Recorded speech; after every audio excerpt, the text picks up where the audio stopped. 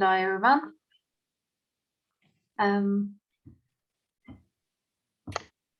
Pete Kercher is our speaker at the Space Talks today. Thank you very much for accepting our invitation. He will give his speech titled From Design for All to Strategic Design. After this talk, we will have a Q&A session. You can write your questions in the chat box or ask them directly. Before speaking, it is important to give some information about Pete Kercher for the record. Pete Kercher followed up a law degree from Southampton University with a period in international youth politics. Moving to Italy in 1978, he established a communications and strategic design consulting agency in Italy. Executive officer of BEDA, the Bureau of European Designers Associations, he then represented Italy on its board of directors.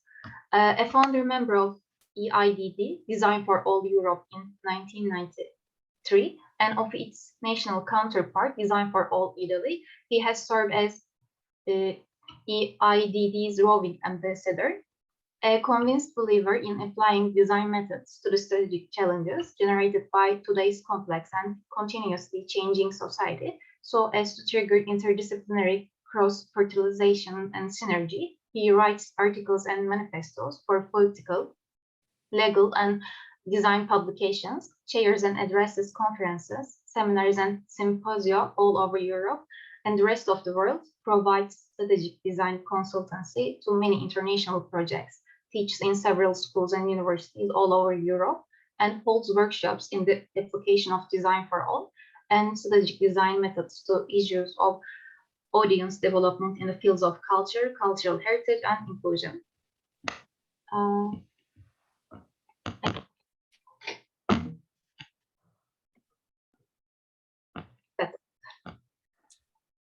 So are we ready? Well, then, I think we can start slowly. Okay, shall I go? Yes, please. Then, well, thanks to everybody for coming along. You don't want to see me, you want to see my presentation. So that's what I'm going to share with you now.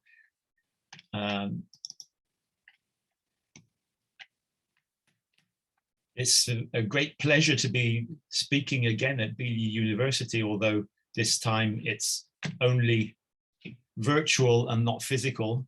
I was reminiscing before with the organizers about the times I've been in Istanbul before, and especially on your campus as well many years ago. So I hope that maybe one day I'll be able to come back in physical presence when we overcome the restrictions that are still hanging over from COVID. So my task today is to talk, to give an introduction about strategic design, starting from the root of design for all. And this is how I'm going to go about it. I'm going to speak first of all about this organization, EIDD, Design for All Europe, which was mentioned before in the introduction. Then I'm going to describe what is design for all and what we mean by human diversity. Then I shall show some information about demographics and what that means to us in the creative professions and in the design professions. And then I shall project that onto our perceptions of cities and people.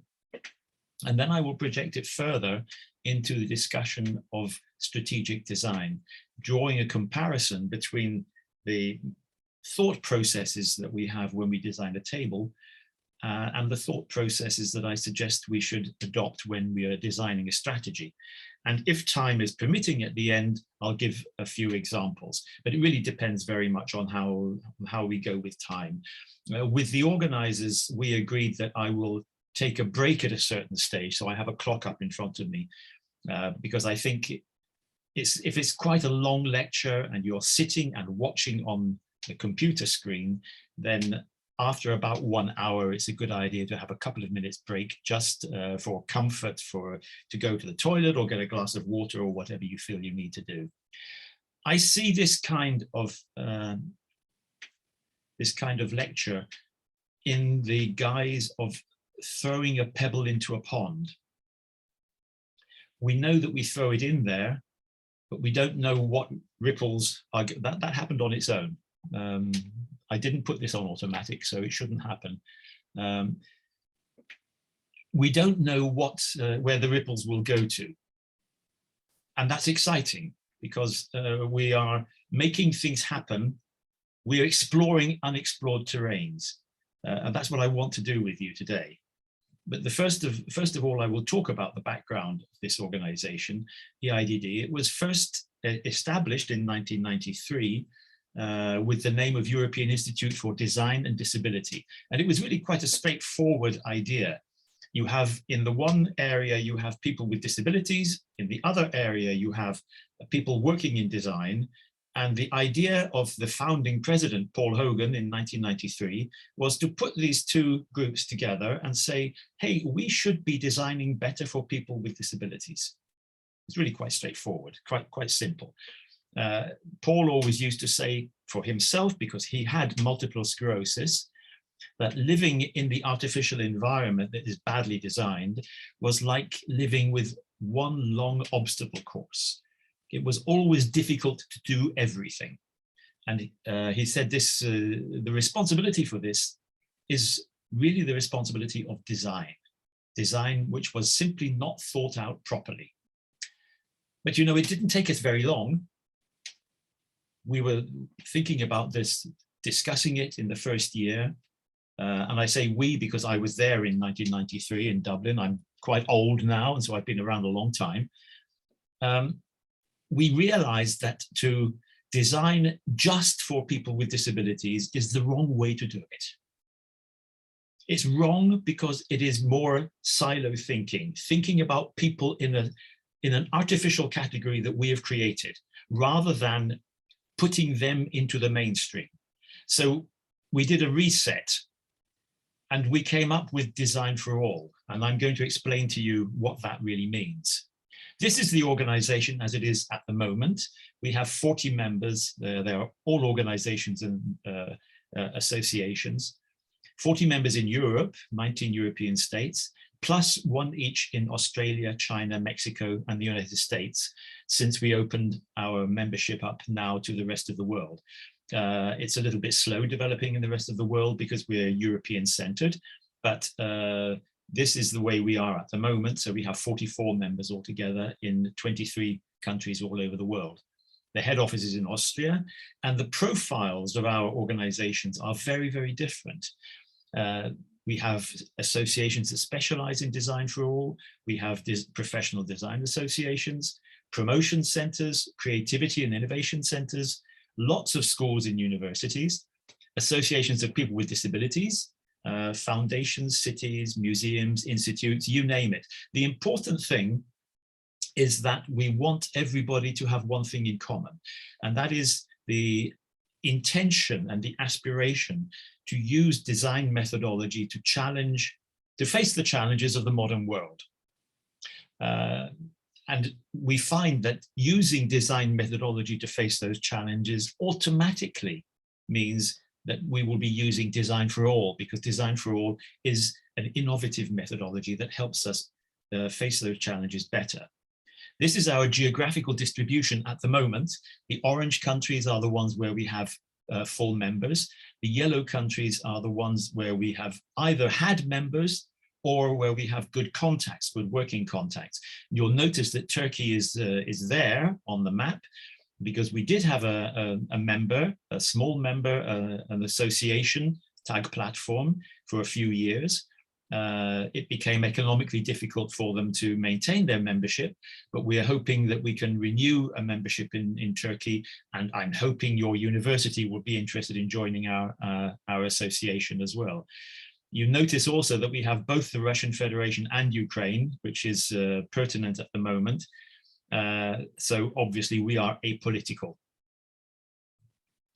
This is what we do at the European level, at the international level. We constitute a bridge between Design for All and all other communities. So that means that we act as a pathfinder. We go out and tell people what Design for All can do for them, because most people haven't the faintest idea what design can do for them and they haven't the faintest idea any more of what Design for All can do.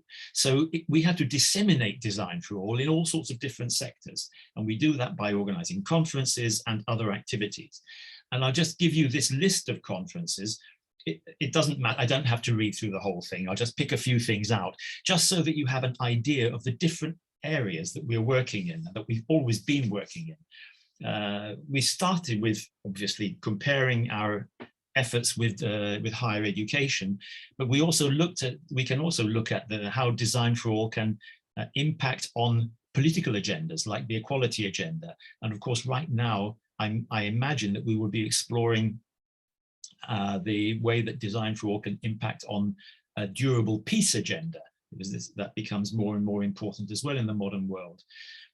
We have created and maintained macro thematics, so culture for all, work for all, and tourism for all. Those are big umbrella organizations underneath which you can do all sorts of things according to whatever is the latest agenda. Sometimes we do things which are more specific, like housing, or food for all during the Milan Expo, where the topic was feeding the planet. And so we looked there into the question of how Design for All can influence the agenda of feeding the planet, and what does it mean when we talk about designing in the area of food and nutrition. We had the European Year of Cultural Heritage in 2018. So one of our major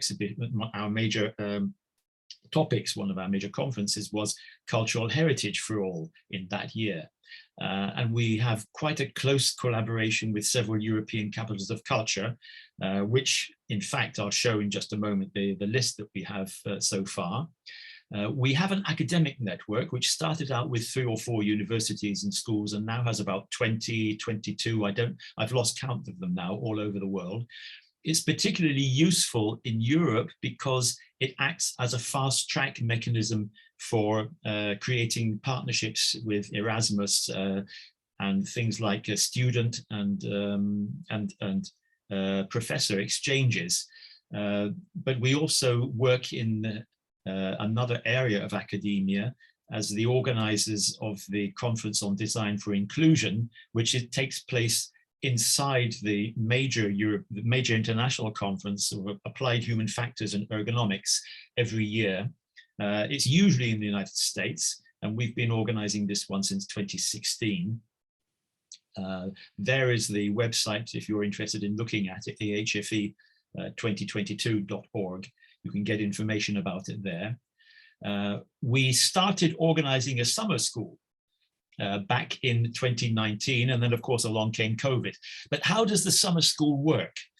Well, we launch an invitation to our members, or to interested people anyway, anybody who's interested, to come to a single place. In this case, it was the small town of Viana do Castelo in the north of Portugal, to spend a week having a half experience of workshop and half holiday. We were working in the morning on Design for All applications to improve the tourism offer in Viana do Castelo. And in the afternoon, everybody was having a holiday in a nice sunny place in the middle of September in Portugal. We also have a quality certification system. This is really strong in Italy, not so much in other countries, because I think it really depends very much on the way that the mentality works nationally. In Germany, for example, they're very strong on the green dot, the sustainability agenda, the ecological sustainability agenda. But when we suggested proposing this in Germany as well, our German friends told us that the market in Germany is already saturated with the green dot, and so there would not be very much interest in this. In Italy, it's been a great success, and maybe I'll show a few examples at the end of the presentation today, because it provides a certification of the good methodology of Design for All. It's not a prize. You don't win it for doing something good. You can get the quality certification by demonstrating that you've followed the practice, the good practice principles of design for all throughout your design process. This is the list of capitals of culture that we've worked with just recently, starting in Vilnius in 2009. It was the first time that a European capital of culture had ever had any activities in the area of design at all. And so we're very pleased that the very first one, which was a workshop lasting for a week in Vilnius, the very first one was there. In Tallinn again in 2011, that was a workshop that actually lasted on and off for a year. In Rijeka, we had big plans, but of course COVID came along and all we could do was an online conference.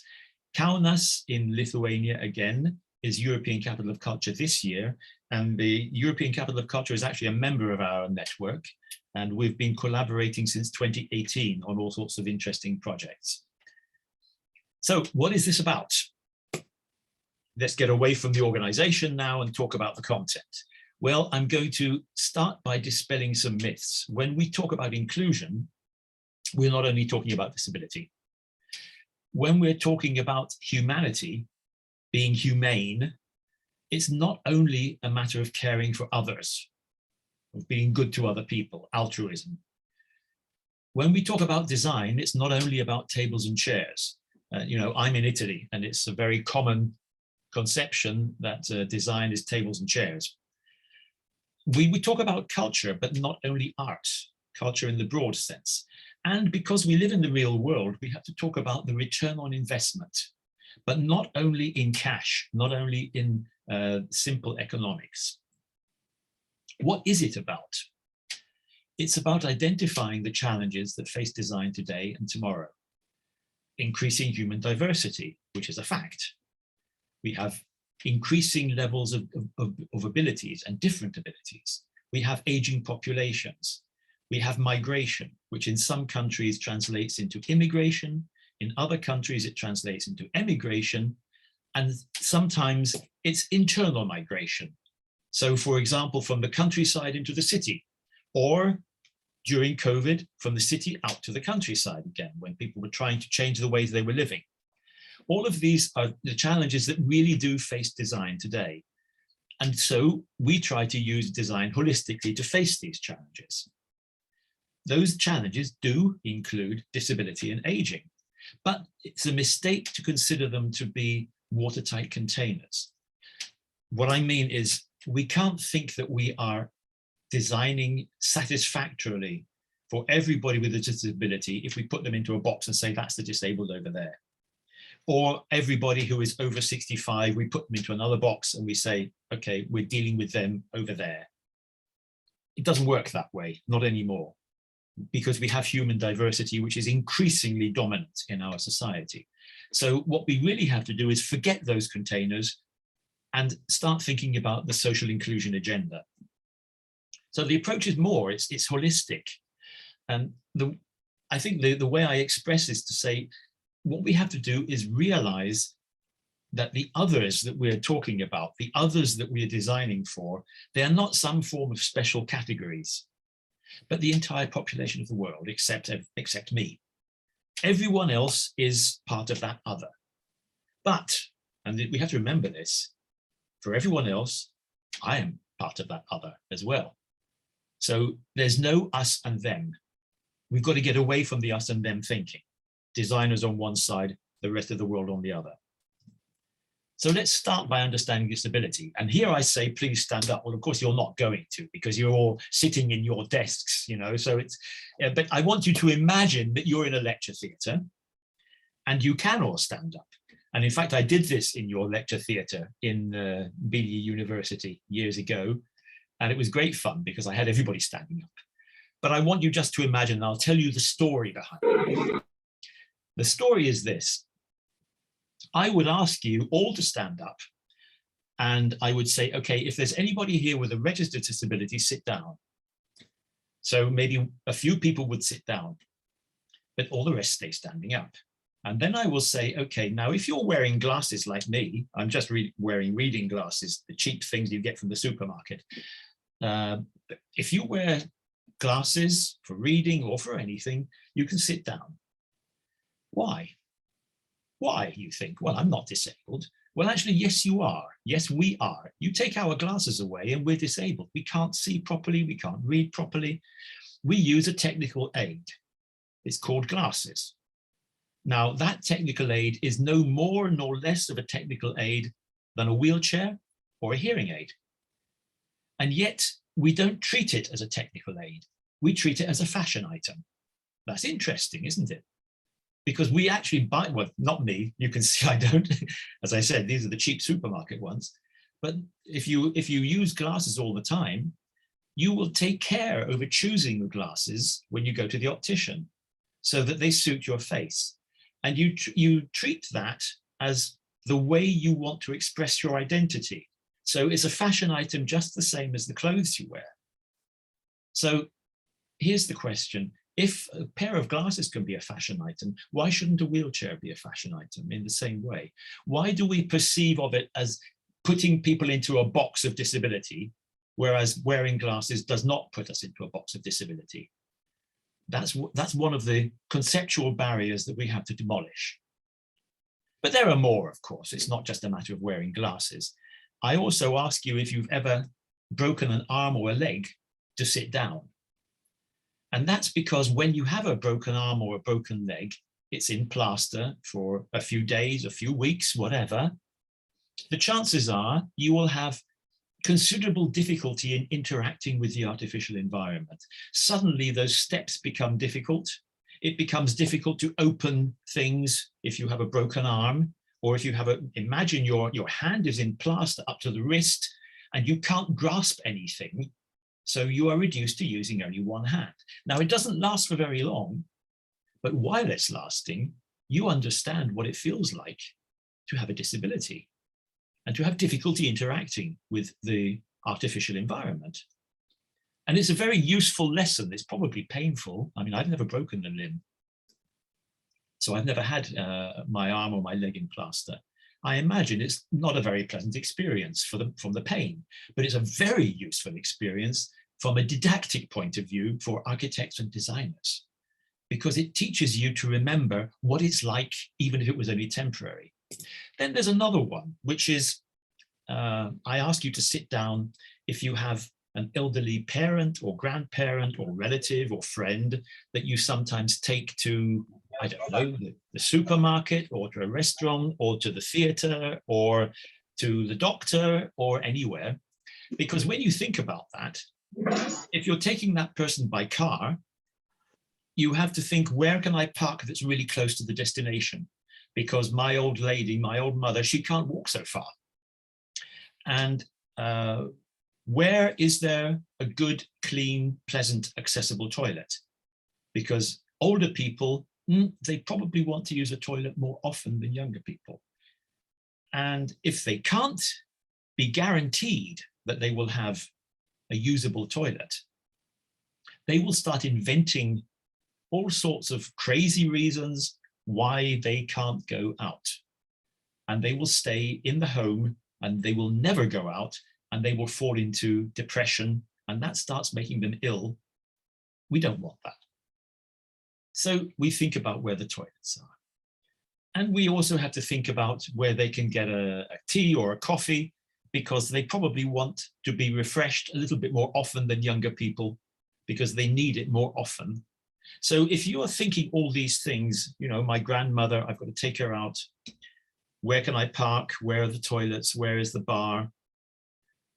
All of these things you are thinking on behalf of that older person. And so in a way, you are living for a moment through her eyes. And when you live through her eyes, you are already experiencing what it's like to be older. Now, we can go on with this game and I can invent all sorts of other things as well. Like things like how many men are colorblind. Women are generally not so colorblind. It's more something that men suffer from, daltonism. And the fact is that most men don't even realize it. So it's something that we really have to bear in mind when we're designing wayfinding systems based on color codes, because green and red can be confused so very, very easily. And it's important to make sure that we avoid confusion. And that's a design question. It's a very straightforward design question. But you know, there are all sorts of things, as I say, that I could ask you to sit down. And then at the end, I will just say, okay, if you're really lucky, you'll get to be old one day, and then you'll know what it feels like, so you can sit down in that case. So from then we can move on and we can say, okay, what does that have to do with design?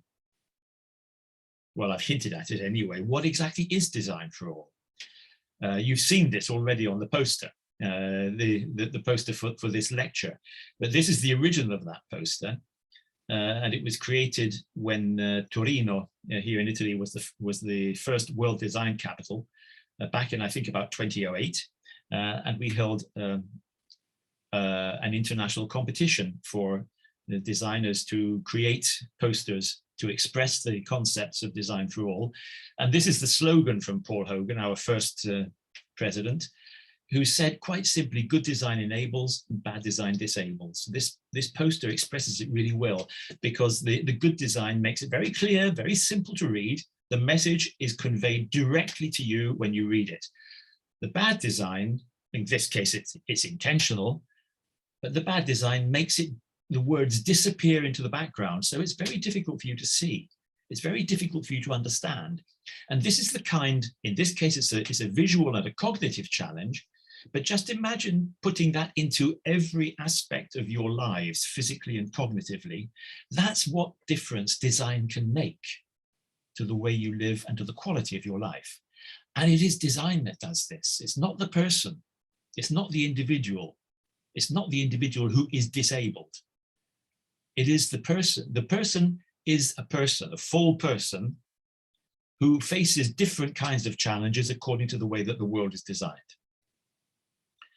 When we had already been in existence for about 11 years, 10 years it was, that I'd been elected president of this organization in 2003, and I felt that we needed to have a clear political statement that we could give to politicians, especially in the European Commission, because that's the level where we function, and for our members to use also all around the world. And we created this Stockholm Declaration in one page. It's one page because we wanted all the politicians and the decision makers to read it, not to give it to someone else to make a summary. So we made this one ourselves, and we made the one-line definition: design for all is designed for human diversity, social inclusion, and equality. Now, I think I've explained already why human diversity is the reality of our world. Social inclusion is the objective. We want to be able to include everybody in the things and the worlds, the places, products, communications, services, systems that we are designing. It's not only altruistic, it also makes very good business sense. And we want to do it in a way that people can enjoy equality of the result, the equality not only of the opportunity, but equality of what they can actually get out of everything that we design. And this is a series of posters that we created in 2007 for our Tourism for All conference in Milan. We sent a photographer into the city with the objective of taking photographs of people and asking if we could use them in our public relations campaign. And the aim was just to photograph the diversity that you could see on the streets of the city every day. And as you can see from here, we really have a lot of diversity on the streets of our cities already, a lot more than we realize. And in fact, you know, this human diversity is so ordinary, so normal, that it doesn't make any sense anymore for us to imagine that this is somehow about other people. It's about all of us. We are very diverse. Some people are twice as big as others. Some people are tall, some of them are short. Some people use wheels to get around and other people walk. Some people use a walking stick and some people have to use a walking stick because they can't see. This is the diversity that we have in our world. But how do we do it? When we're using human diversity as our baseline, it's all very well to just say it, but how do you do it? Well, the practice of design for all, again, coming from our Stockholm Declaration, makes conscious use of the analysis of human needs and aspirations, and requires the involvement of end users at every stage in the design process. That means we talk to people. We don't just give them fixed question lists. We actually talk to them, we have conversations with people. Because when you have conversations with people, you gain their confidence, and then they tell you not only what they need, but what they want. It's really important to go beyond just the human needs. You know, the human needs are quite basic. They're the same as animal needs. We have to eat, drink, breathe, sleep, and defecate. There's not much more. That keeps us alive. The aspirations, oh, I want to be an astronaut. No, I want to go to the moon. No, I want to sail around the world, or I just want to have a quiet life. I want to write the greatest novel since The Lord of the Rings, or I want, I don't know, aspirations. Those are the things that make us human beings, okay? And they're all different. And it's exciting to try to include those aspirations in the things that we design. And the only way that we can do that is by talking to people, because the experts do not know it all and cannot know it all, because no two human beings are the same. Today, the expert is the person, not the person who thinks he knows everything, but the person who knows what he doesn't know, the person who knows where to go to look for what he doesn't know. You know, we could say it could be doing a Google search. Okay, that's the beginning, but really whom to talk to in order to learn. Then there's this other thing that you see, unfortunately, we are irrational. We are human beings. We do stupid things sometimes. We often do unexpected things. And actually, if we think about it, we know that people will do unexpected things in unexpected situations. Design for All also tries to be designed for the unpredictable, because human beings are unpredictable. It's a matter of what do you do with a table? Okay, yes, we know we sit around a table to eat, to converse, to work, but you know, we also climb on the table if we want to change a light bulb. We shouldn't, we should get steps out to do it, but we do, because, well, we're human beings and we're irrational. We're not always sensible. So it's a very good idea for a designer to make sure that a table that looks stable, that looks as though it can take the weight of a human being, can actually fulfill its promise, so that when a human being climbs on that table, it doesn't collapse. If the table is made of glass, people will probably not climb on it because they don't trust the glass. But if it's made of MDF or some other solid-looking material, we'd better be certain that we can climb on it, because somebody will. And there's another thing. Now, I can't ask you now because you're not in one room, but I always have this thing that I like to ask my audiences: how many of you played under the table when you were children? Or actually, I asked people to put their hand in the air if they didn't play under the table when they were children. And so far, I've never yet had a single hand in the air, because everybody, when you're very small, we all play under the table. So what's that got to do with designing a table? Well, it's a good idea to make sure that underneath the table, there are no sharp edges, so that the children don't scratch their heads or hurt themselves under the table. And also the adults, because children will always try to get the adults to come under the table with them. And the ones in the greatest danger are not the children who are small, but the adults who have to climb in underneath there as well and pretend to be in a house. So you see, when you're designing a table, you're never really thinking about sharp edges underneath because people are going to play there. But it's a good idea to expect the unexpected and to make allowance for it. You know, we make assumptions about products from the appearance and our experience. Like I said, you know, if the table is made of glass, probably we don't climb on it. But if it's made of something solid, we probably would. And that's, in fact, think of how we use tables or ballpoint pens. Can you hear this? That click sound, of course, we know, what is it? strictly speaking, it's an interface that tells me that my pen is open or closed. But it's actually also something like a Linus blanket. A lot of people use it as a reassurance to help them think, to help them concentrate. At the same time, of course, it's very irritating for other people, but we know that this happens. When you make a ballpoint, when you design a ballpoint pen, there are all sorts of things that we can put into it. That's one, this reassurance, the interface that tells me it's open or closed. And there are all sorts of other features. I won't go into them now, but maybe we can discuss ballpoint pens sometime at a future stage. If we want to make sure that we don't leave anybody out when we're designing anything, it's always a good idea to have user participation. There's a classical design response. It's getting older and older now, but when we have identifiable categories who have been left out of the original design, the classical response is to add something on. And we call them add-ons.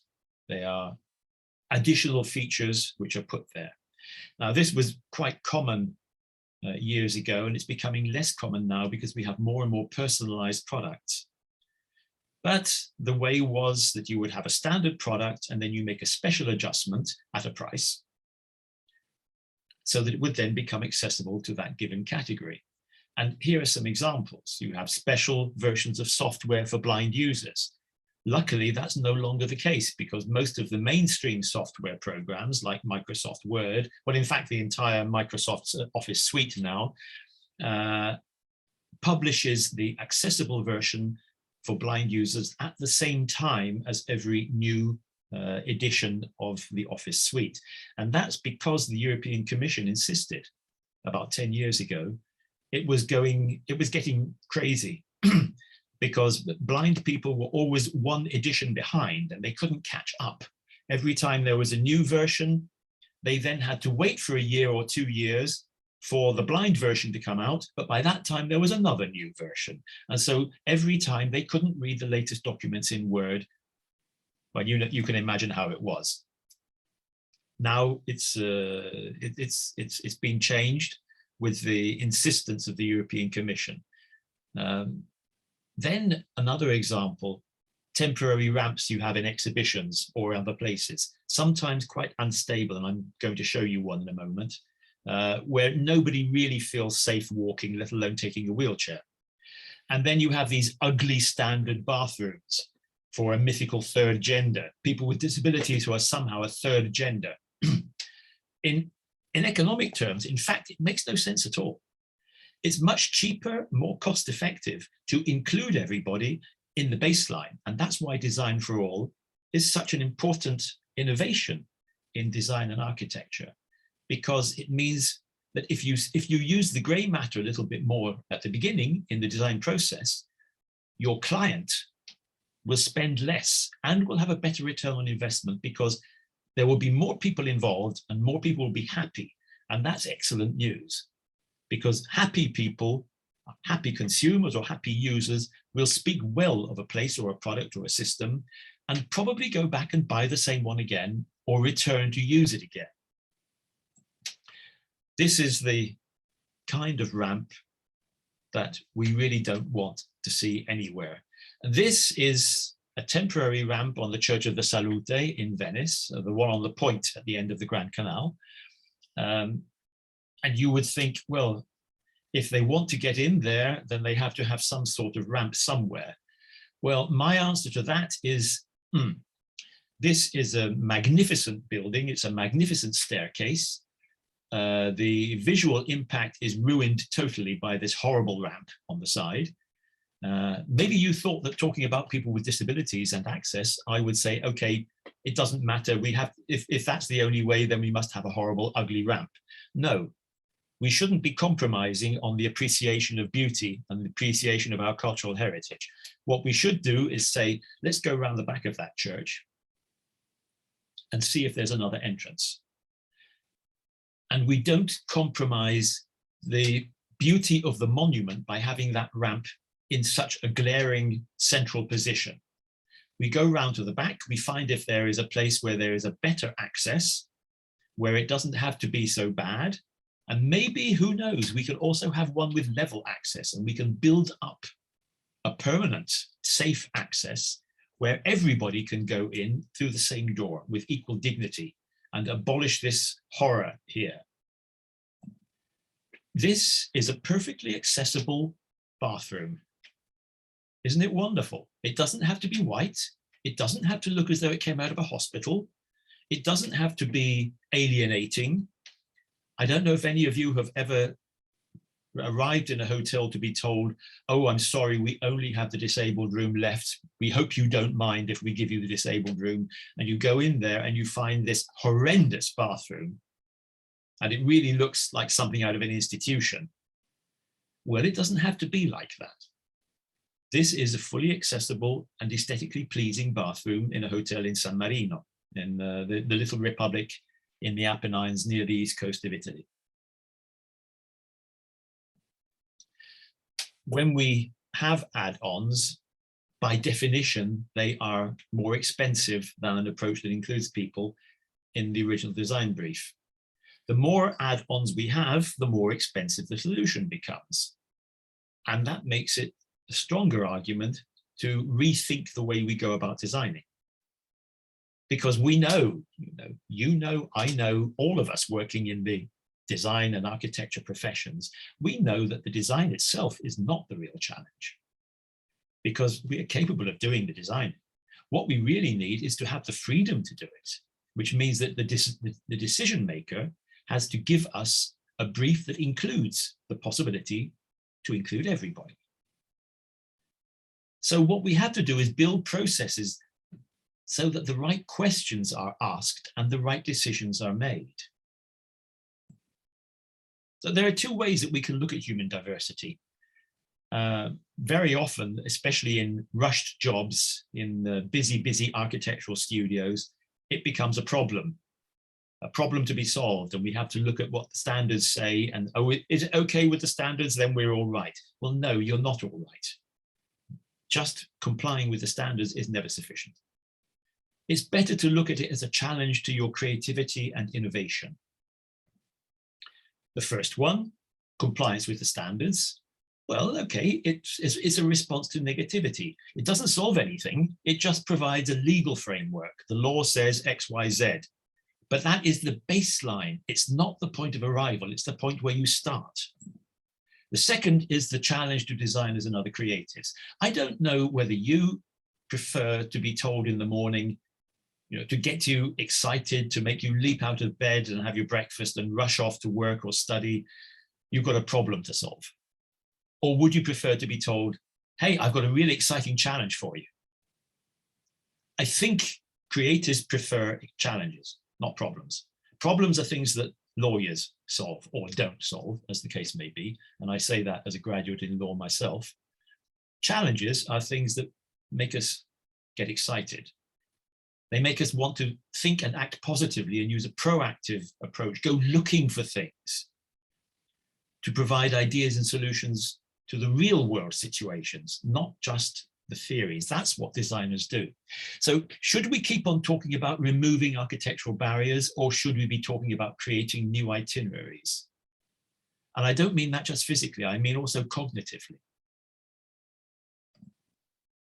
I've drawn up this list because we are recording this presentation. You'll be able to go back and look at this list on the recording.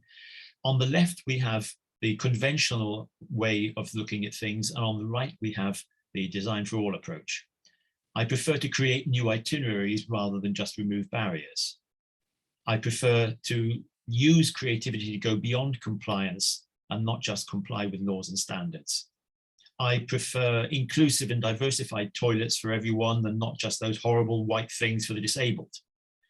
And then on. Holistic thinking instead of watertight containers. Experts are the people who consult with experiences, not the ones who think they know everything. All-round accessibility, cognitive accessibility, not just physical accessibility. Holistic ergonomics rather than classical ergonomics. It's a reference especially to a good friend of mine who was the father of ergonomics here in Italy and who then converted it into holistics. I prefer that we think about human dreams and aspirations and design for them, rather than just meeting basic needs and requirements. Innovative responses to challenges, not problem solving. This is a bugbear of mine with American design thinking. They talk about problem solving. As soon as you think about problem solving, you zoom in on the problem and you don't see the bigger picture. We should always see the bigger picture, otherwise we're not doing our work properly. Mere contentment on the left is, say, yes, what makes you survive in a grey environment. Human beings have the right to happiness. You know, the Americans put it into their constitution, the right to human happiness.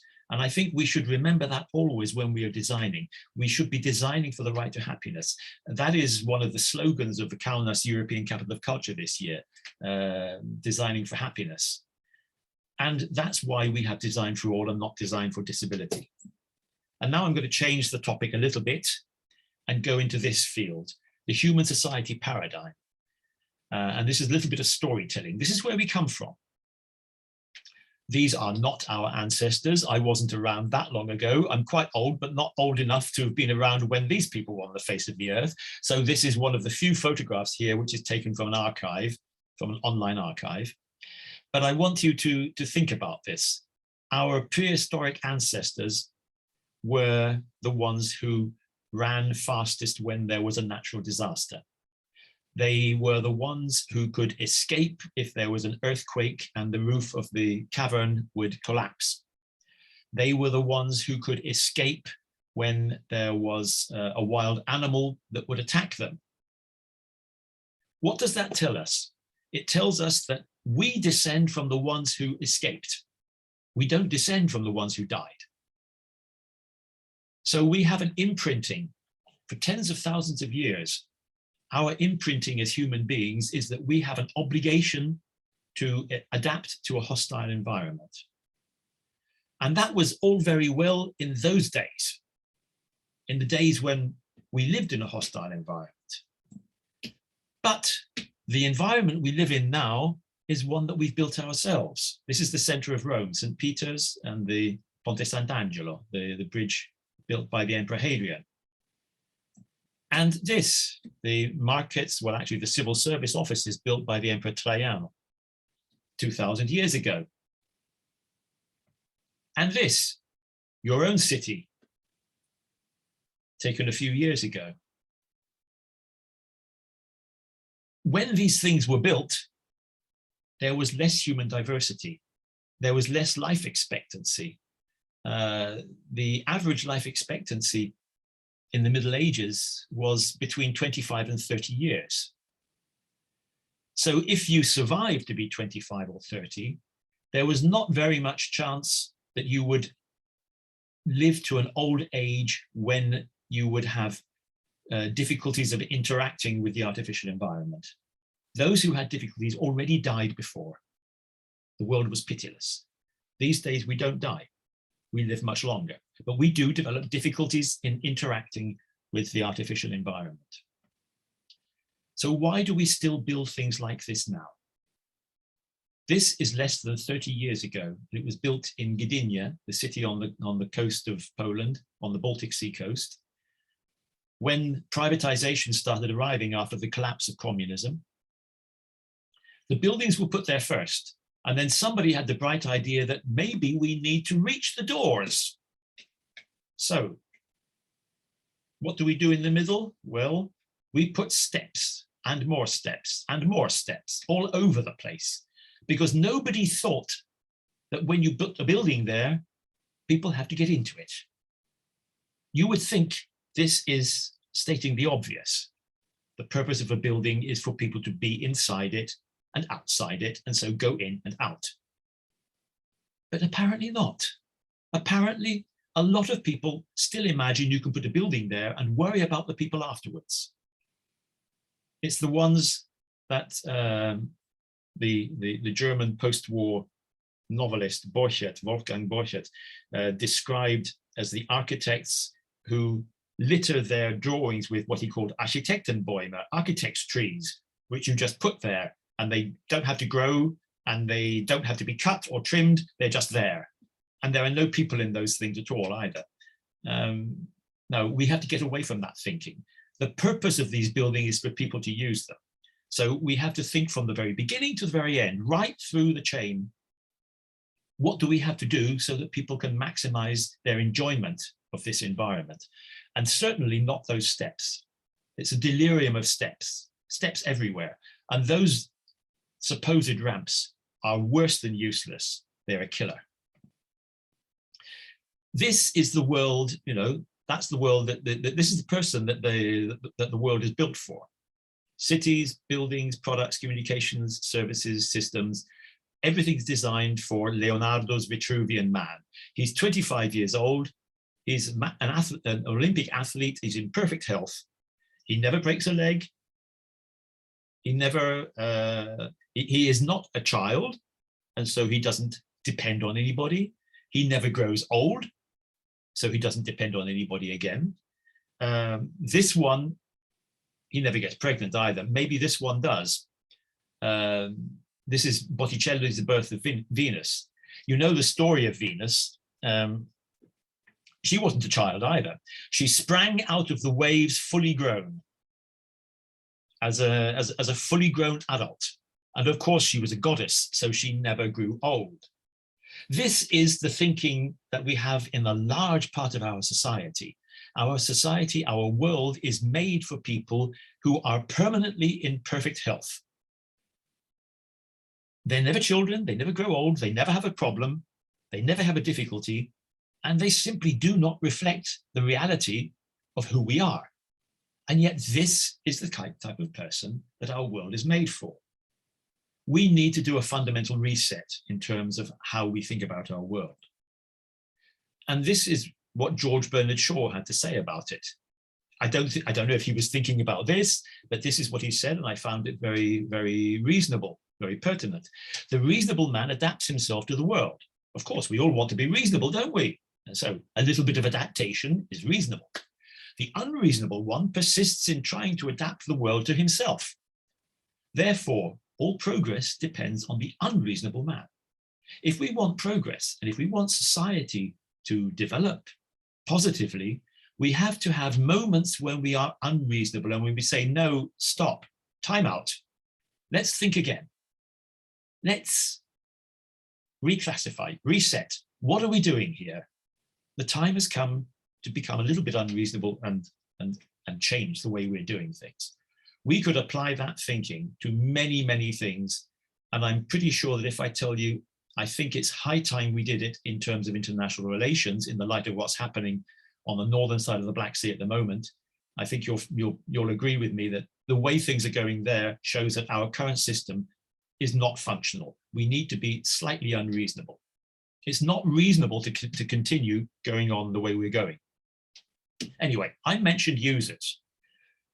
Actually, I also mentioned experiences because they are the ones that we should really be focusing on. Who are they? Well, it's everyone, not just the ones who use something, but it's everyone who has something useful to say. So everyone who's involved in the life cycle and the decision-making processes, from the very earliest point where you have an idea, right through to the formulating, the creating, the engineering, programming, whatever, the production, evaluation, modification, and return to origin. So if you're making a product and you want to think about recycling the elements and the raw materials from the beginning to the end of the life cycle, it's useful to talk to them. It's useful to talk to people who know what they're talking about there in that field. And it's also useful to remember things, not just the end user, but all the other people who have something useful to say during the stage of development of a life cycle of a product or a place. I'll go into that a little bit more when I talk about strategic design later on in the second part after we've had our break. The big question, what's design? Now, in this case, I'm talking with you and you are a design audience, so you are rather better informed than 99% of the population of the world. 99% of the population of the world, they think this: something which is luxurious, expensive, superfluous, not very usable, and not very useful, to be honest. Oh, it's a nice thing to put on the shelf. It gathers dust. But if you ever try using that thing to squeeze a lemon, you'll find you have lemon juice all over the place. If you use it 2 or 3 times, because of the way that it's shaped and the height and the surface that you are probably using it on, like a desktop or a tabletop, you will have an ergonomic problem because it's ergonomically very difficult. You have to apply pressure from an artificial and awkward position, and you will get problems with your shoulders and your elbows and your wrist and your hand. So it's an icon. It's what's called a design icon, but this is what most people think, because this is what they see in the glossy magazines that go shouting to everybody, this is design. But actually, design is really this. It's a plan or scheme conceived in the mind and intended for subsequent execution. It's a celebration of human ingenuity and the capacity to plan forward by steps to reach an objective. That is what design is. It's not a product, it's not a person, it's a method, and it's a mindset. And I also like to quote this one by Herbert Simon: the transformation of existing conditions into preferred ones. And because it's a little abstruse, it's not a very clear definition, I have an example, and it's this one: the accessible route through the excavations of Pompeii in the south of Italy. This is work that was designed and installed by a good friend of mine, Maria Grazia Filetici, who is the architect responsible for accessing the Roman Forum and the excavations of Pompeii. She took the existing conditions, which are these stepping stones that go across the street in the ancient Roman city. The stepping stones are original, they're over 2,000 years old. And she inserted these aluminium elements, which have to be cut to measure, like this. This is how they look. They are individual, they are not mass-produced, so in that case, they are the antithesis of mass-produced design, but they are in fact a very good example of custom design, because they fit into the space provided with a perfect match, providing a smooth passageway over, and they can also be removed completely without leaving any mark, and that's most important in a delicate environment like an architectural environment like this. And Maria Grazia has done this here in Pompeii. She's also masterminded the accessible route through the Forum and up on the Palatine Hill in Rome. And she's done much other work like this, even installing lifts which can be completely removed and which don't have to be anchored to anything, any of the architectural elements in the places. This is converting as I said before, transforming existing conditions into preferred ones. The preferred one is now the path that is used by the majority of people who don't even think that this is an accessible path for people with wheelchairs. It's just a much more comfortable way to move around the excavations. And so people use it. Everybody uses it. This is another innovation in design, rather different. The original Milli, designed by Alexis Igonis. Most of you, I'm sure, are far too young to have any idea when this first came onto the road. The first Mini was launched on the road in 1959, so even I was only a small child at the time.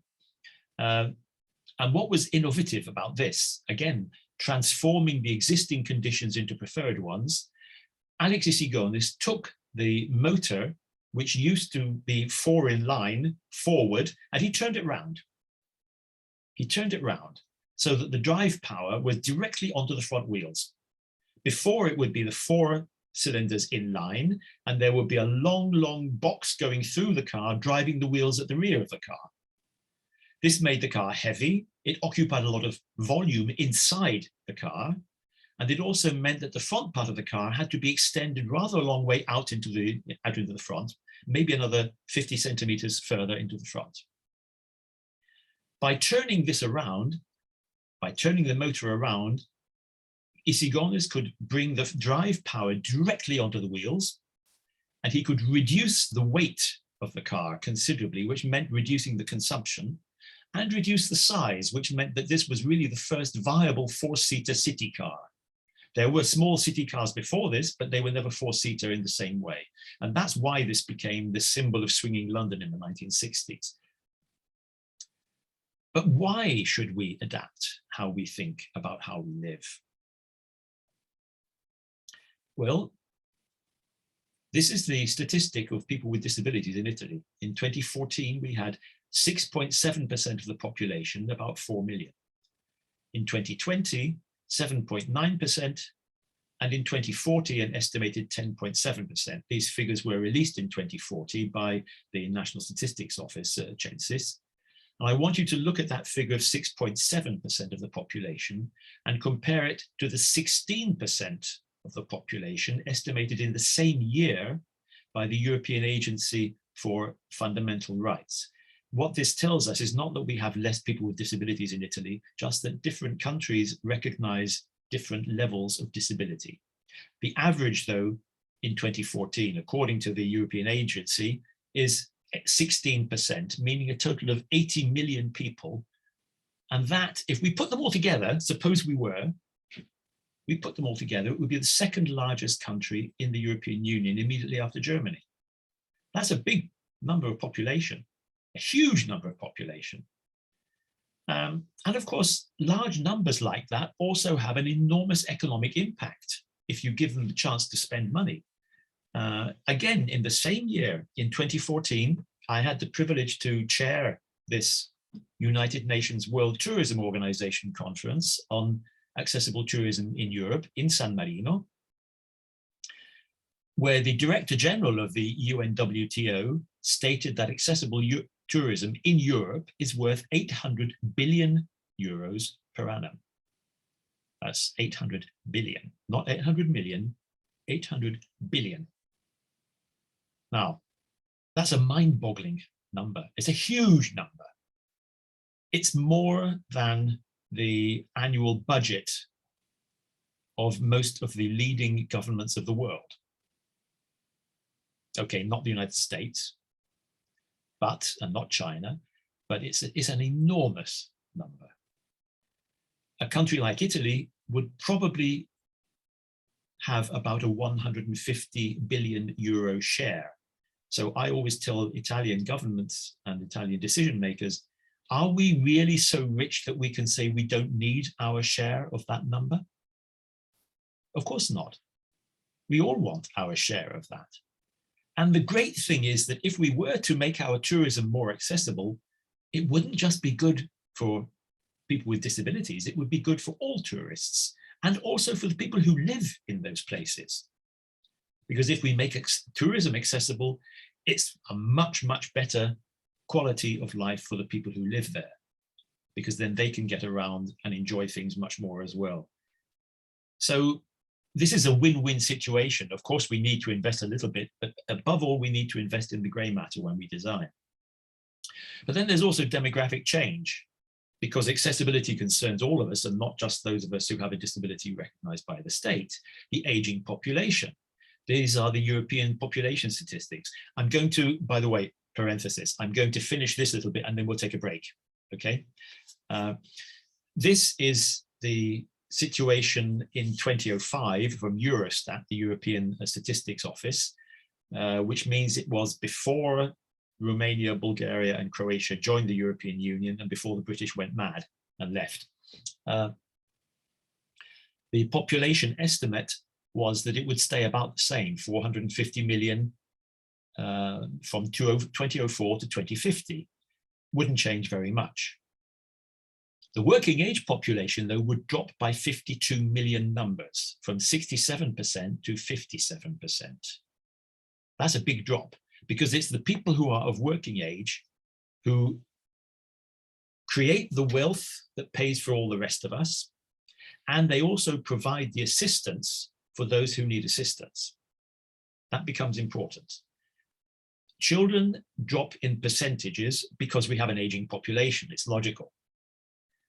The elderly, 65 plus, go up from 16% to 30%. That's 59 million more people drawing a pension. And of course, in order to draw a pension, the ones who are still working, they have to pay. so that we can afford to have a pension.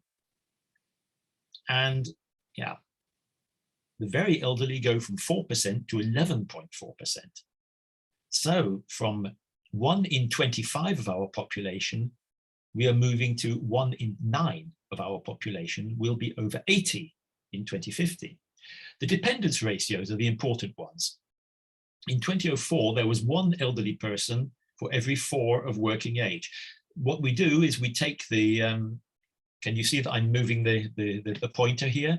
You take the 16.4% of the elderly as a percentage of the 67.2% of the working age population, and you get 24.5. You get about the same with the young, with the children. It's because it's a slightly smaller number. That's why it's 24.4. The total dependency ratio is then 48.9. It's about 2 people who are dependent for every 4 of working age. We go over to 2050 and we find it's changed.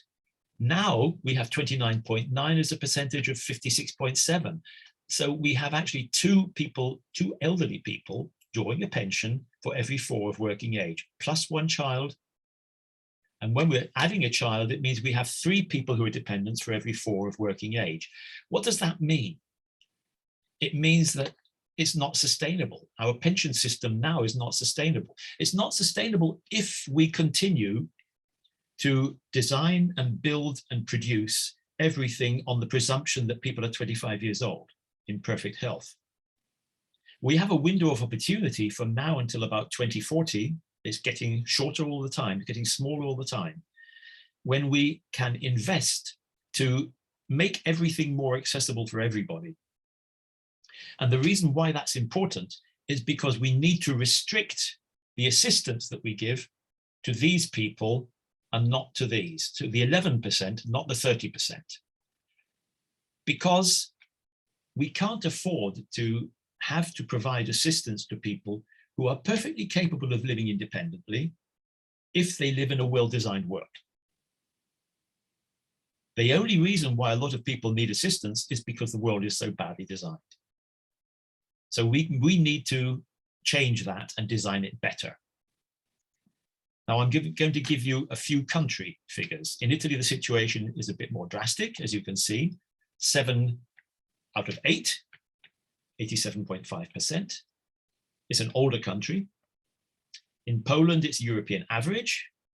In Lithuania, it's more extreme than the situation in Italy. But there's a drastic drop in population in Lithuania. In Serbia, it's the European average, more or less. In Slovakia, it's a very drastic drop. Again, practically 1 for 1, 1 dependent for every person of working age. And you know, I already presented these figures a few years ago in the Aula Magna in your university. And you'll see in a moment what happens with Turkey. This is Portugal, 107%. It's an aging population there. Look at this figure, 79.5%. It's really drastic there. This is your situation in Turkey. Turkey leaps from 55 to 72%. From the elderly dependence ratio, the elderly go from 8.8% to 24.4%. So you have a drastically aging population in Turkey, a few years later compared to Italy, but drastic anyway. It's not bad, by the way. The fact that the population is aging is something to celebrate. It's proof that we are living in the best possible conditions. We've never had it so good. This is the sign of a very, very successful society, but it does mean we have to change the way we think about our society. In the United States, which is a very young country, 80%.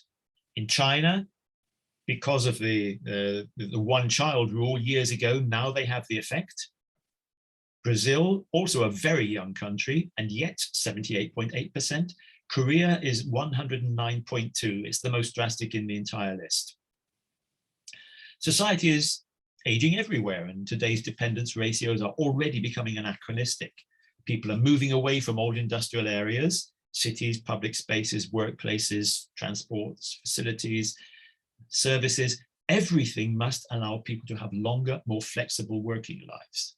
This is the important thing. we have to make sure that people can live an independent life longer and more in a more satisfactory way. I'm going to stop now with these prejudicial barriers, but literally 5 minutes. Is that okay? I'm going to stop the share so that I can also close my... Okay, so this is what we find when we speak to decision makers who have not been informed about the advantages of design for all. They give you prejudicial responses. It can't be done. They say it's impossible. Then they say it's too expensive. And then they say, well, you know, we've always done it this way. So let's look at those three. The first is an error in design thinking. When people tell you it's impossible, it means that they are not thinking outside the box. They're just thinking in the same ways that they've always done. They are using a narrow mindset. They are looking, for example, remember that church in Venice. They're looking at the door at the top of the steps and they're saying, my objective is to get to the top of those steps. They're not thinking my objective is to get inside the church. And so they tackle the steps, the problem. They don't tackle the challenge, which is access. Impossible is a word that should not belong to the vocabulary of any creative. I always like to quote this one because I'm always being told by the cultural heritage authorities in Italy that, oh, you can't touch this because it's historical. Well, they say it can't be done. This is the Renaissance lift well in Castel Sant'Angelo in Rome. In the 18th century, 17th century, sorry, there was a pope who was too old to be able to climb all the way up to the palace on the top of the castle. The Castel Sant'Angelo is the papal palace and fortress built on top of the mausoleum of the Emperor Hadrian. And it was used for defense during times of troubles. Well, there was an elderly pope who simply couldn't climb all the way up to the top there. So he gave the order and a lift shaft was cut straight through the entire structure. There is a sketch on the left of how it used to look. It's been taken out, the lift has been taken out, but the shaft is still there. That's the photo in the center, taken from the bottom, and you can see there is a grill at the top. And the grill is the one that you can see on the floor on the right of the photograph on the right in the palace on the top. So it can be done. I always like to answer people when they tell me, but you know, this is a Renaissance palace, you can't touch anything. And I say, yeah, you have your offices here. Yes, yes. Well, you have running water? Well, yes, of course. And you have sewage, drainage? Well, yes. And you have electricity? Yes. And you have gas? Yes, yes, we have gas.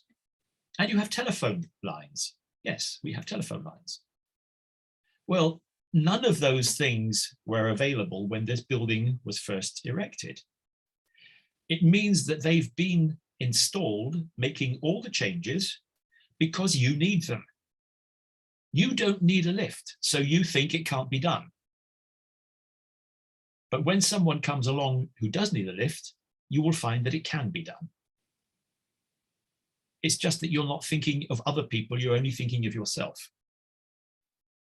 And then, believe me, they have no words for it. They have no answer, because of course it can be done. We can use technology very discreetly. This is a lift, in fact, in the small cloister in the Museum of the Baths of Diocletian in Rome. That square, that rectangular space that you can see is actually a lift. You can move onto it with a wheelchair. The first thing that happens is that the surround rises up, maybe 20 centimeters, to make it safe, so that you can't roll off if you're using a wheelchair or a baby buggy. And then it lifts and it moves forward so that you can then roll straight onto the level at the top of the 3 steps. It's discreet, it's attractive, there's nothing wrong with it at all. It is not disturbing. It doesn't ruin the cultural heritage environment, which was built in this case It was built into the Baths of Diocletian by Michelangelo. So it can be done. When people say it's too expensive, to me, that's an error in accounting practice. And because it's usually economists who make these decisions, I think you have to quote an economist, because economists don't listen to anybody except other economists. Henry Hazlitt in 1946 said, "The art of economics consists in looking not merely at the immediate, but at the longer term effects of any act or policy. It consists in tracing the consequences of that policy, not merely for one group, but for all groups." And now I'm going to give you an example of what that means. The principle is this: we need to rethink the concept of return on investments in our places, products, communications, and systems. We need to think of them not just as something that makes a quick buck, a quick return, a quick profit, but as an investment in the quality of life, in positive experience, and in happiness. Because in that way, we can reduce healthcare costs generated by depression among the elderly. As we saw just before, we're going towards a society which is much, much older than our current society. So we really do need to think how to keep those older people happier. And it's people who will be, you yourselves are the people I'm talking about, not me. I'll be dead. By 2050, I'll probably be dead. But it's your generation that is in question here. How do we do this? Well, accessibility and design for all in society and culture enable participation. So we're talking about making museums, theaters, venues more accessible, more inclusive for everybody, so that people can participate. Because participation enables socialization. Socialization generates the endorphin neurotransmitters. Those endorphins are those things inside us that stave off the development of depression. They delay the development of depression. And that in turn delays the resulting psychosomatic conditions and physical pathologies. Because when people get depressed, sooner or later, they will develop a psychosomatic condition, one or more, which is like being ill, like being physically ill, but it isn't. It's psychosomatic. But if you have a psychosomatic condition for long enough, it does become a physical pathology.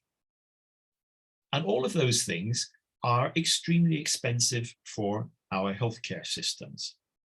So if we want to cut the cost of our healthcare systems, it makes sense for us to put a little bit of money into making our museums more accessible. Because a reduction in psychosomatic and physical pathologies means lower healthcare costs. So let's invest while we can to make everywhere more accessible so that people can live more social lives. And the third one is a sign of the fear of change, and it's intrinsically conservative, the opposite of innovation, when people say, oh, we've always done it that way. Yes, it is conservative, but it's a manifestation of fear, and it's a justifiable fear. Again, in an aging population, we have more people who are afraid of the pace of change. Change is too fast for them. Now, I will tell you a secret.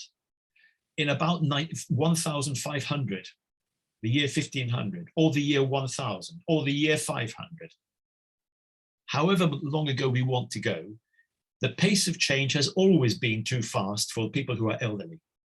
But now we have a lot more people who are elderly. And so we really had to do something about the fear of that pace of change.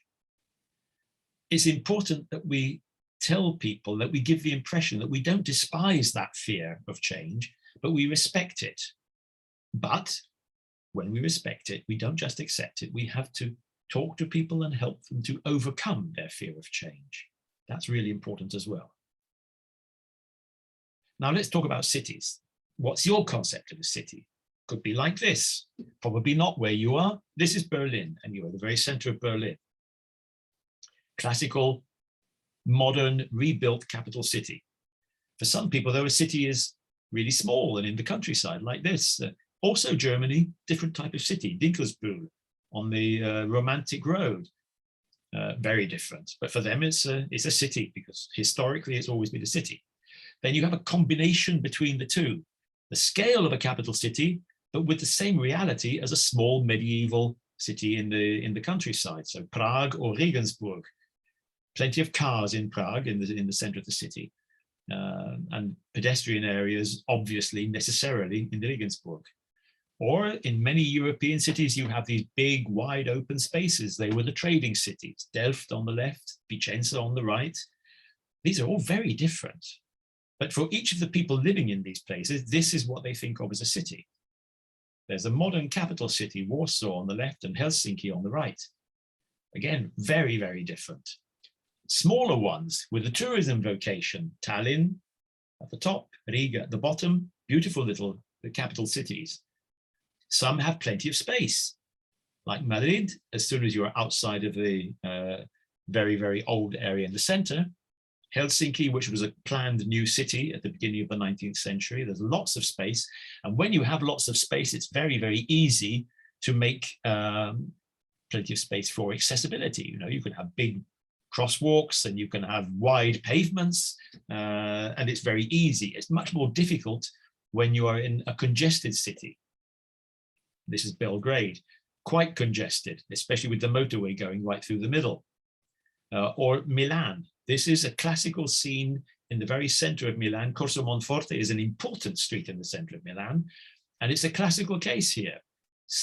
There are delivery vans permanently parked on the half on and half off the pavement because they are always delivering.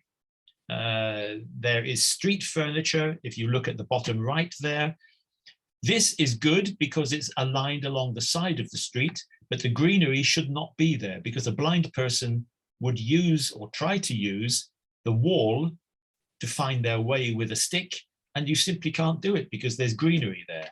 So the right thing is to take that greenery and put it into planters along the side of the curb.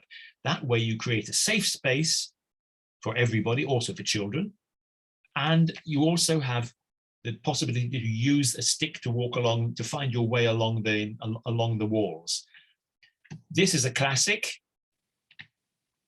The bottom left here, you have roadworks that are opened and then abandoned, forcing people to walk out into the street. This is the father of ergonomics that I told you about before, Gino Bandini-Butti. He's no longer with us. He died a couple of years ago, unfortunately. But he was making his way around there, having to face the traffic. It was opened and abandoned. That's not clever. It's not clever to do that. That's not a smart city. I think you recognize this. Places with very different neighborhoods. There's usually at the top, and the area near the Topkapi Sarai in the photographs at the bottom, showing that you have very different environments in the same city. So it's quite possible to have good open space where you can move safely in the bottom photographs, and in the top you take your life into your hands when you want to cross the road. It's quite hazardous. I've done it and it's an adventure, but I wouldn't recommend it to an older person. You have capitals, regional capitals that aspire to status, like Katowice in Poland at the bottom, Antwerp in Belgium at the top. Sorry, no, Katowice on the left, Antwerp on the right. Sorry, got that wrong. And then you have unique places like this. It's part of Venice. And it's not easy to put this into the same category as most cities. But again, this is a city, no question about it. Some places we have purpose-built cities. Margaretenhöhe in Germany, built by the Krupp family. An entire settlement to serve the people working in their factories and plants. Nikiszowice in Katowice in Poland. Again, a purpose-built settlement, built with different materials. And again, this is a cultural heritage venue because of its historical importance. We've built many horrors, and sometimes with the best of intentions. There's another city in the south of Poland. This is a very good example of a technically perfect ramp, which is an absolute disaster. It does all the right things in all the wrong ways. You have a ramp to overcome the level. It has the right inclination, the right slope. It has a resting place in the center. You see the flat area here in the center, and also there, it's flat, which means that you can rest on the way up or on the way down. There are resting places at the two ends. but it occupies half the square. I was standing with my back against the wall on the opposite side of the square. Half the square is taken up by this thing to get up to the library. Could we not have the library with a door on the ground floor? This was my question. We've got some fine spaces. This is the rationalist city, Gdynia, built in the 1920s. Nice, wide, open spaces. It's easy to make this accessible. And we have classical spaces. The Palace of Queluz in Portugal, just outside Lisbon. This, you will find very often in these places, you have gravel because it's easy to maintain, but it's an absolute disaster for anybody who has difficulty of deambulation. So if you have a wheelchair, or if you have difficulty walking, or if you have to use a stick, you sink in all the time. There is a solution. Here it is. This is just one solution that I've seen, but it's a very clever one. It's simply compacting the gravel, so you get the best of both worlds. And this is easy to move over with a baby buggy or with a wheelchair. But, and this is actually very close to my home, it's just a few kilometers away. But why do we have a separate entrance? It says access reserved for people with impaired mobility. Why? Why can we not go together? It's wrong to have reserved access. We should be traveling together. We should be doing things together, not in separate boxes. So a good effort here, but a bad interpretation with the sign. Then some of us live in small towns. This is Goriano Siculi, a typical little town, little village in the Apennines in central Italy, hit by one of the earthquakes recently, a few years ago. And there are many, many places like this also in Anatolia, small towns, which also risk being abandoned for the same reasons. You know, there's not much work, people come to the big city. I know they flood into Istanbul in their millions. And some of us live in the countryside, you know, and this is where I live, on Lake Como. This is the view where I live. And obviously, we have an agenda, which is people live in the country, people live in the small towns. If possible, we want to keep people living in these places. So we have to think about providing us with services, with facilities, also in the country. It's really important that we do this. If we keep abandoning the infrastructures that we have in the countryside and building new infrastructures in the cities, it's a waste of money. We should be focusing on adapting the infrastructures we have, and that means bringing work to people where they are. Maybe with the internet and since the COVID pandemic, we are thinking differently about remote working now, but we need to focus more on providing the possibility for people to work remotely and live in the countryside and in small towns. All of these present unique challenges for cultural heritage conversation as well. It's because that's just another layer again. This is the little town of Sighișoara-Șesburg in Transylvania, in central Romania, where we had an event for the European Year of Cultural Heritage with the Romanian government and the European Commission a few years back, where I was invited to go and chair one of the sessions. As I said, I showed you this one before. Wherever we live, our concept of the city is changing. This was 2,000 years ago. The same place 1,000 years later, and the same place another 1,000 years later. This is part of Rome again. We're obsessed with technology. We think that technology can solve everything, but do we really want to live in Fritz Lang's metropolis? I don't think we do, and yet that's a real city. And it's not so very different, you know. Okay, Fritz Lang did it in black and white, and that's in full Technicolor. But in the end, the message is still the same. The focus is on technology, on the car, not on the quality of life of the human being, unless the human being's quality of life is expressed only in terms of the automobile. And I think maybe we want a bit more from life than just that. So, what do you think makes a city smart? Well, I prefer this image to the previous one because it's one of those word clusters that has a lot of important things in it. It talks about technology, but it also talks about initiatives, services, benefits. It talks about information, needs, healthcare, private, leaders, business, all sorts of different things. I was once asked to speak at the European Economic Congress in Poland about smart cities, and I let all the top experts have their say about it first, and then I told them a little story about the road in front of my house here by the lake, how it was continuously being dug up, first to do the waterworks, and then to do the gas, and then the telephone, and then the sewage, and then I said, now you want to dig everything up to bring us the fiber optics for internet. That's not smart. There's no point in having a technologically smart city if we don't govern it in a smart way. So the first thing we should be doing is thinking about coordinating all the public works that are done, so that when we dig a road up, we only dig it up once. And before we dig it up, we ask all the other utility providers, do you need to do anything here? Let's plan together.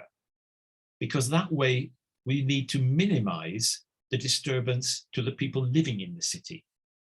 We're always thinking that that public work is done to improve the quality of life for citizens, but actually it makes life into one hell of an obstacle course. It makes life hell. It makes life very, very difficult. We don't live in a perfect city, and we don't live in a city that will ever become perfect. We live in a permanent building site. Let's face it, it's always a permanent building site. So what we have to try to do before we start doing any breaking or building is planning and using our minds, using our brains to minimize the disturbance and do it logically and work together. And while we are doing that, we can also make the surfaces more accessible and more human friendly when we put them back down again. And let's hope they stay there a bit longer this time and they don't have to be dug up for the next utility again. Because the process and the message must always be this: people come first. The slogan that we chose for our Cities for All franchise, for our conference in Helsinki World Design Capital in 2012. People come first, and it has to be that way. So people live in cities and people are culturally diverse, and so we have to think of cultural diversity. Now I'm going to show a few things that I like to remind people about. Do you read left to right? Most probably yes, but some people read right to left in some cultures. All cultures read top to bottom. So when we are planning a system of sequence of instructions, maybe for emergency exits, it's always a good idea to put the sequence top to bottom. Everybody follows that instinctively. It's a simple thing, but it's remarkable how often it needs to be repeated. And what about icons? We presume that they mean the same thing to everybody. Most of them do now, but whenever we invent new icons, I think it's always worth remembering this. Who should use this toilet? Well, we imagine it's a ladies' toilet. But when I have an audience, a physical audience, I like to ask how many women are actually wearing a skirt and how many are wearing trousers. And usually the majority these days among younger audiences, the majority of women are wearing jeans or trousers, the same as men. So this is an icon which is conceptually traditional, but it doesn't actually say what the world looks like, especially if we consider that in some countries, men wear clothes like that and women wear trousers. So it's just conventional. And we always need to remember the conventionality when we're designing new icons or using existing ones to make sure that people actually understand what they mean. Did you know the story of the children that saw a floppy disk, a real floppy disk? And they said, oh, look, somebody made a 3D model of the storage icon on the computer, because they had never seen a floppy disk before.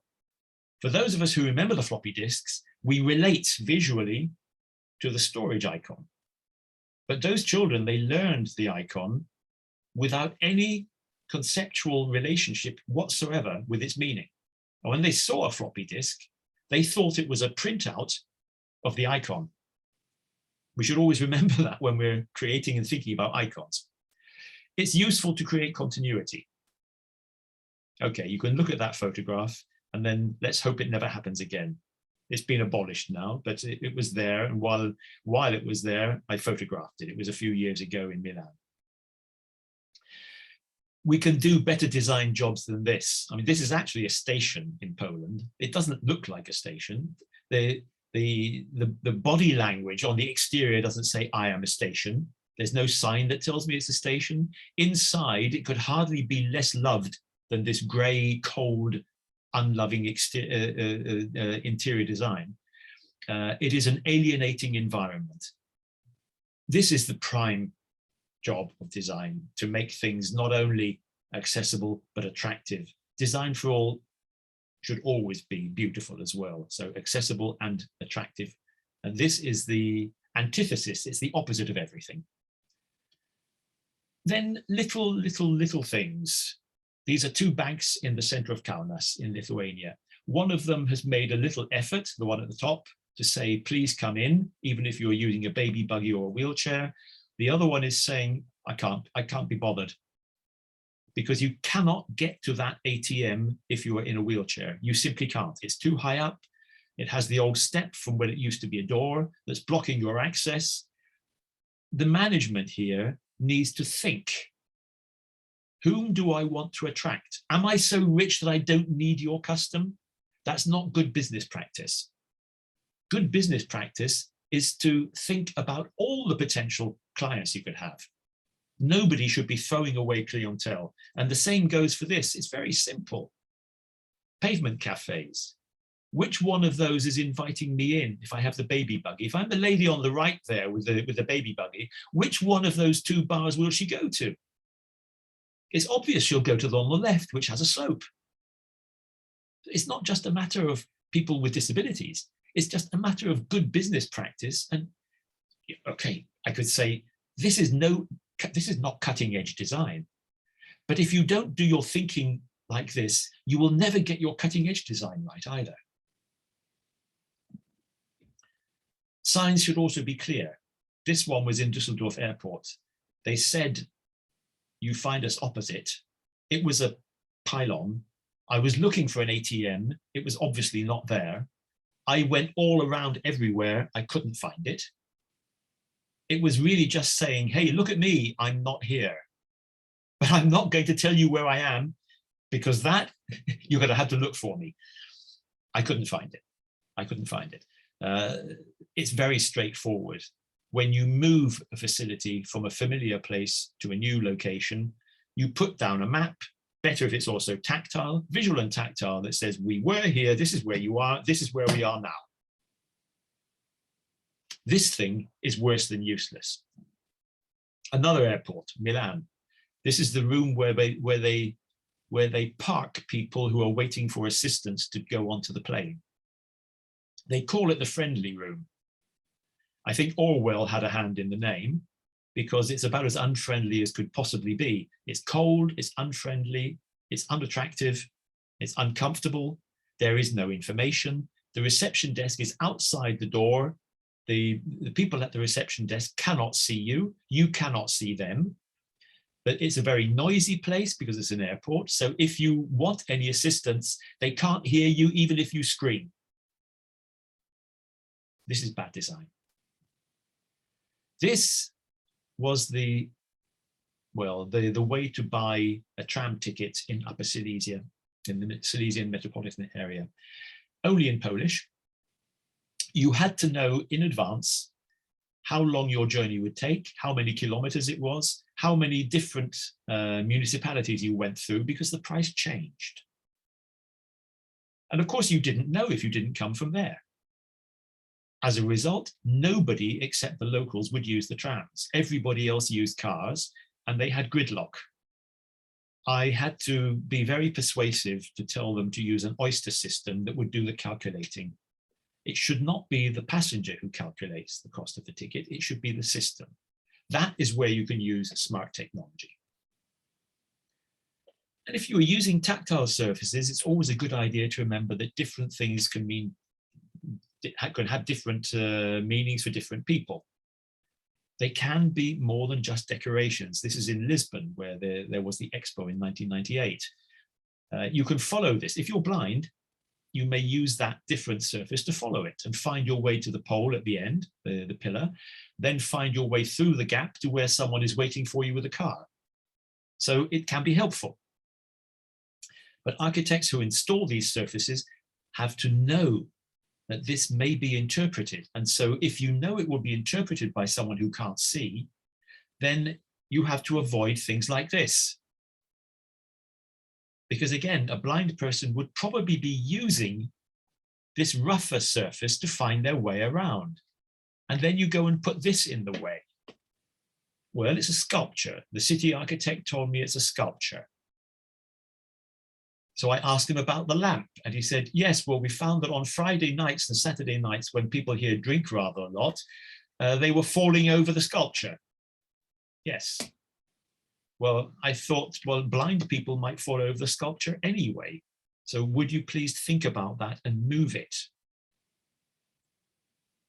Some obstacles serve no apparent purpose at all.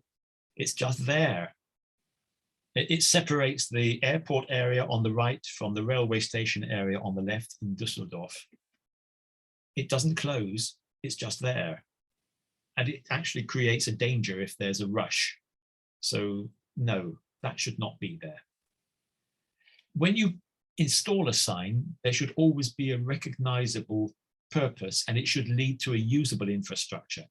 That sign there is insulting. That's not a ramp for a person with a wheelchair. It's been removed now. I complained to the city architect in Riga and it was removed, but there's still no ramp. And if you have a ramp with the perfect double level of handrails as they should be, and you do an expensive renovation of the square in front of the cathedral in Vilnius in Lithuania, then it's a good idea to use a theodolite so that you make sure that you don't have a step at the end. There used to be a step to climb up into the cathedral, and after this expensive renovation, the step now goes down, despite the fact that you have this rather ugly system here, which is screaming, here, if you have a disability, this is the way that you should come here to the door. Oh, and by the way, when you get to the door, you can't get in. That's the way not to do it. It's very simple. If you want to, just provide alternatives. Not everybody is happy using a ramp. You can sometimes use steps. People with multiple sclerosis have difficulty on a ramp surface, on a slope. They prefer the flat surfaces of steps. But many people who just have a little bit of dizziness maybe prefer to walk on solid flat steps. And so we have these alternatives here in Stockholm on the top there, and in Dinkelsbühl, the little city in Germany that I showed you on the left. And this one here, which is the lake boat ticket office in Bellagio, 5 kilometers from here, from my home. Very simple. People don't even realize that that is an accessible ramp on the left. And there's another one on the right. So they make a pair. So you have the steps in the middle and you have the ramps on the side. People use them without even thinking that these are there to provide accessibility. But since these have been provided, the boat lake service is much, much more accessible and is used an awful lot more by people with wheelchairs, baby buggies, and of course, trolley bags. It's much more convenient for everybody, but they don't always work perfectly, do they? That's at the Sultanahmetjani in Istanbul. That ramp is, yeah, it's technically good, but it's a disaster because it's too long and there is no resting space in the middle. You imagine you're at the top there, that's a long way up, and you come down with a wheelchair. You have to control it because it's dangerous. You could get too much speed going down there. And also, if you want to climb up, it's a very long way. You need a resting space. And I don't need to tell you because it's your city. It can be very hot there in the summer when you have the tourists. So what you need there is, first of all, you need some shade, and then you need to have some resting spaces. And maybe it could be a little bit less obvious. Could be designed to fit into the environment a little bit better. Because, you know, the Sultanahmet is a fantastic piece of cultural heritage. It really deserves to be treated with more respect. Oh, okay. How would we design a table? How would we design a strategy? So let's see what the time is. Yeah, we're doing okay. How do we design a table? Well, we analyze the variables. We identify the strategic aim. We define the brief. Then we identify the milestones and the tactics, what we have to do when. All that comes before we generate the product. In the big wide world out there, most people think that design is the last bit, generating the product. You know, when you take a pen and you start sketching things, no, designing is all the rest beforehand. The last step is the fun bit maybe, but you can only do it when you know what you're doing. What variables do we consider when designing a table? What is the strategic aim of a table? What's it for? Well, let's go back to that. What is the strategic aim? Well, basically, this I usually like to do in discussion, but we're not in the same room together. So I'll just fill you in on this one. It may be that we want to have a place where we can eat or we can work. It may be intended for a community center or for restaurants or for a hotel or for the home. There are different aims, but we'll come to those as well in the variables. There are questions that we have to ask about the manufacturer, questions about the target market, and questions about the product and its identity. Here are some of the questions about the manufacturer. What materials does he work with? I mentioned before things like MDF and glass. If a manufacturer works with MDF, there's no point in designing a table that's made of glass and steel. Obvious? Maybe, but those are the sort of variables. What technologies does he have? Does he have CNC, numerical control machinery? What production capacity does he have? Maybe he can produce 1 table a day if he uses craftsmen, or maybe he produces 100 tables a day or 1,000 tables a day if he's doing piecework for IKEA. It's a very different production capacity, and you are designing a very different table according to that. And the human expertise, you know, if he has craftsmen who are very, very expert carpenters, you have to make sure that you make full use of those people. Otherwise you are wasting them, and then you're not designing for him. You're designing for some other manufacturer. Your design must make the full use of everything he has, including the financial resources. Is he well off? Can he afford to make a new production line? Can he afford to invest in new machinery? Or is this the product that will save his factory from going bankrupt? You have to know that before you can start designing. How extensive is his distribution network? Does it run to the tens, the hundreds, the thousands, the tens of thousands? And where is it? The target market. Who or what is it? Is it end users? Very few manufacturers produce for end users. Most of them will produce for specifiers, building managers, others. We don't know, but you need to ask who. Where is his target market? Is it local or is it on the other side of the globe? If it has to travel, the product needs to be knocked down so that you minimize distribution and transport costs. If not, you are out of the market. If you can only put 50 tables into a 20-foot container, then you are not competitive against one who can put 500 tables into the same 20-foot container. So each table then only costs 1/10 of the cost of the other one to be transported. What can his target market afford to spend? Is it high end or is it low end? Is it a wealthy market? What does his market need and what does his market want? Need is essential, want is aspirational, as we mentioned before. Questions about the product and its identity. Some of these overlap, by the way, quite naturally. Does he market his own brand directly? Very few do. The high-end manufacturers here in Italy, they market their own brands directly, but very few do that. What market segment buys his products? Is it the high end, the middle range, do it yourself, the IKEA type? Is it somebody else? Who is it? You need to know. Does he want to change his market segment? He may want to. For example, when Mercedes introduced the A-Class, it was a change in market segment. It had never been done before. Mercedes was always quite big cars, middle to upper range, and the A-Class was a smaller car. The Smart is a collaborative project between Mercedes and Swatch watches.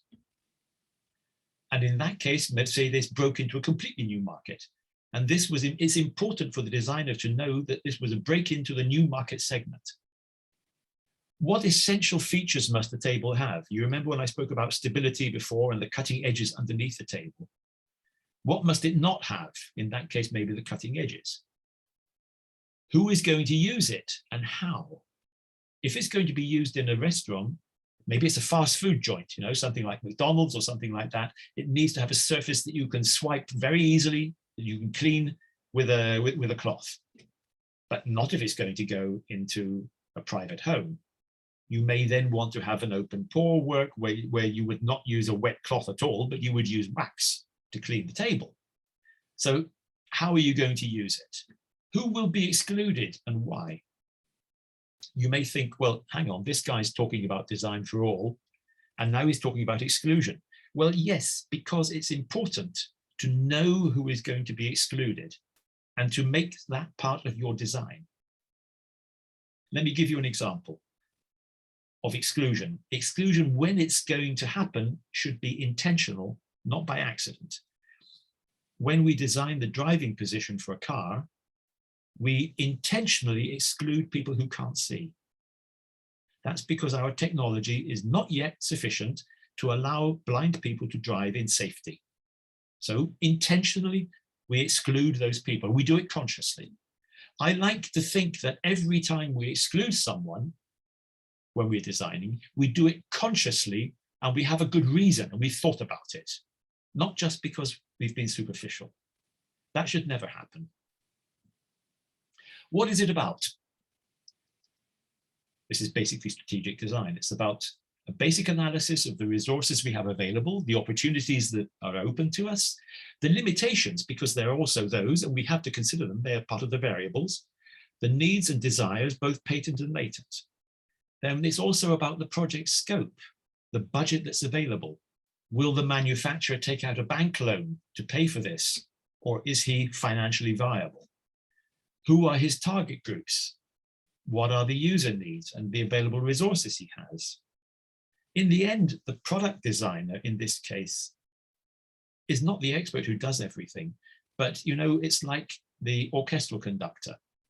When you go into a concert hall, before the conductor comes in, you hear all the instruments tuning up and they make a terrible noise. It's a cacophony. From the Greek, the cacophony. It's a bad sound. The sounds working against each other, cacophony. Then the conductor comes in with his baton, hits it on the board, and calls the attention of the orchestra, and then starts. And what you get is a symphony, the opposite of the cacophony, when the sounds come together in harmony. Unless it was written by Philip Glass, in which case the cacophony is intentional, but that's another matter. The orchestral conductor controls and monitors the right amount of input from each instrument to produce a symphony. And in this case, that symphony is a table, and the orchestral conductor is the product designer. And the same thing applies to the architect, the town planner, the communication designer, to every application of creative work. Every application of design. What can you do with this model? You can extend it by analogy to any design challenge, depending on what your product is. A tangible industrial product, could be a building or other infrastructure, it could be a city neighborhood or a plan. a two-dimensional visual communication, a service, a system, a strategy, the same ground rules always apply. You have to analyze. You have to know everything in advance. You have to analyze it. You have to consult, listen, learn, and co-create. It's about defining the brief. Who does what to create the table and when? You identify the milestones and the tactics. What milestones can we identify when creating a table? When do we do what? When do we make which decisions? You know, if my target is going to be not this year's Milan Design Week, which is going to be in 3 months' time, so we wouldn't do it now. We would identify next year's Milan Design Week, say it's going to be in April next year, and from there we move back, we make our milestones. This has to be completed by a certain time. If we are to show in April, we have to have the prototypes ready for showing already in February. Okay, February means that we have to have all the machinery and everything decided and up and running by the end of December. By the end of December, then we have to have the material choices. We have to have the materials in store by the end of November, and so on. And so we work back, and we decide that okay, from now until the end of May, we can do our consultation. And this is how we create our milestones, the dates when things have to be done. Those are the tactics that help us reach them. Generating the product then is the last stage. It's when you put your pen to paper, but it's not the whole story of design after all. And this is actually strategic design, where the strategic design transfers the same analytical process to complex systems, identifying opportunities, practicing cross-fertilization, maximizing investments in planning so that we minimize investments in execution. That's the point that we always have to tell to decision makers, because it's really important for them to minimize costs in execution. Every design is strategic to the client, to its users, consumers, and those who maintain or repair it, to society for the environmental impact of its manufacturing, the economic impact of its production, the social impact it has during its working life, and the impact generated by its recycling at the end of its useful life. And when we're talking about design for all, particularly the third one is important, the social impact during its working life, but they are all equally important. You have to have the holistic approach to make sure that the whole thing takes place. I'm going to, let me see, I could continue about this, but I'm a little concerned that it gets to be too much and I want to have time for questions. So I think I'm going to stop here, Banu, if you agree with me, because I could go on with examples, but I've got a lot of examples that I can give, and maybe we can do another lecture sometime and I can go into those. What do you say? Yeah, that would be great, because it's been quite a long day for the students. Yeah, they start in the morning to studio, so let's give them some time if they have some questions. Maybe Betül can moderate a Q&A session, and you can write, either you can write down to the message box, or you can like raise your hand and then we give you the mic. Okay. Okay, well, look, I've taken off the screen share so that I can see the message box myself as well. So. Okay, I guess Abdullah has a question. Okay. Okay, Abdullah, we are listening to you. Hello, do you hear me? Yeah, yes. I can hear you. Perfect. Go for it, Abdullah. Thank you so much for the presentation. It was lovely just for seeing these questions that you are providing to the table.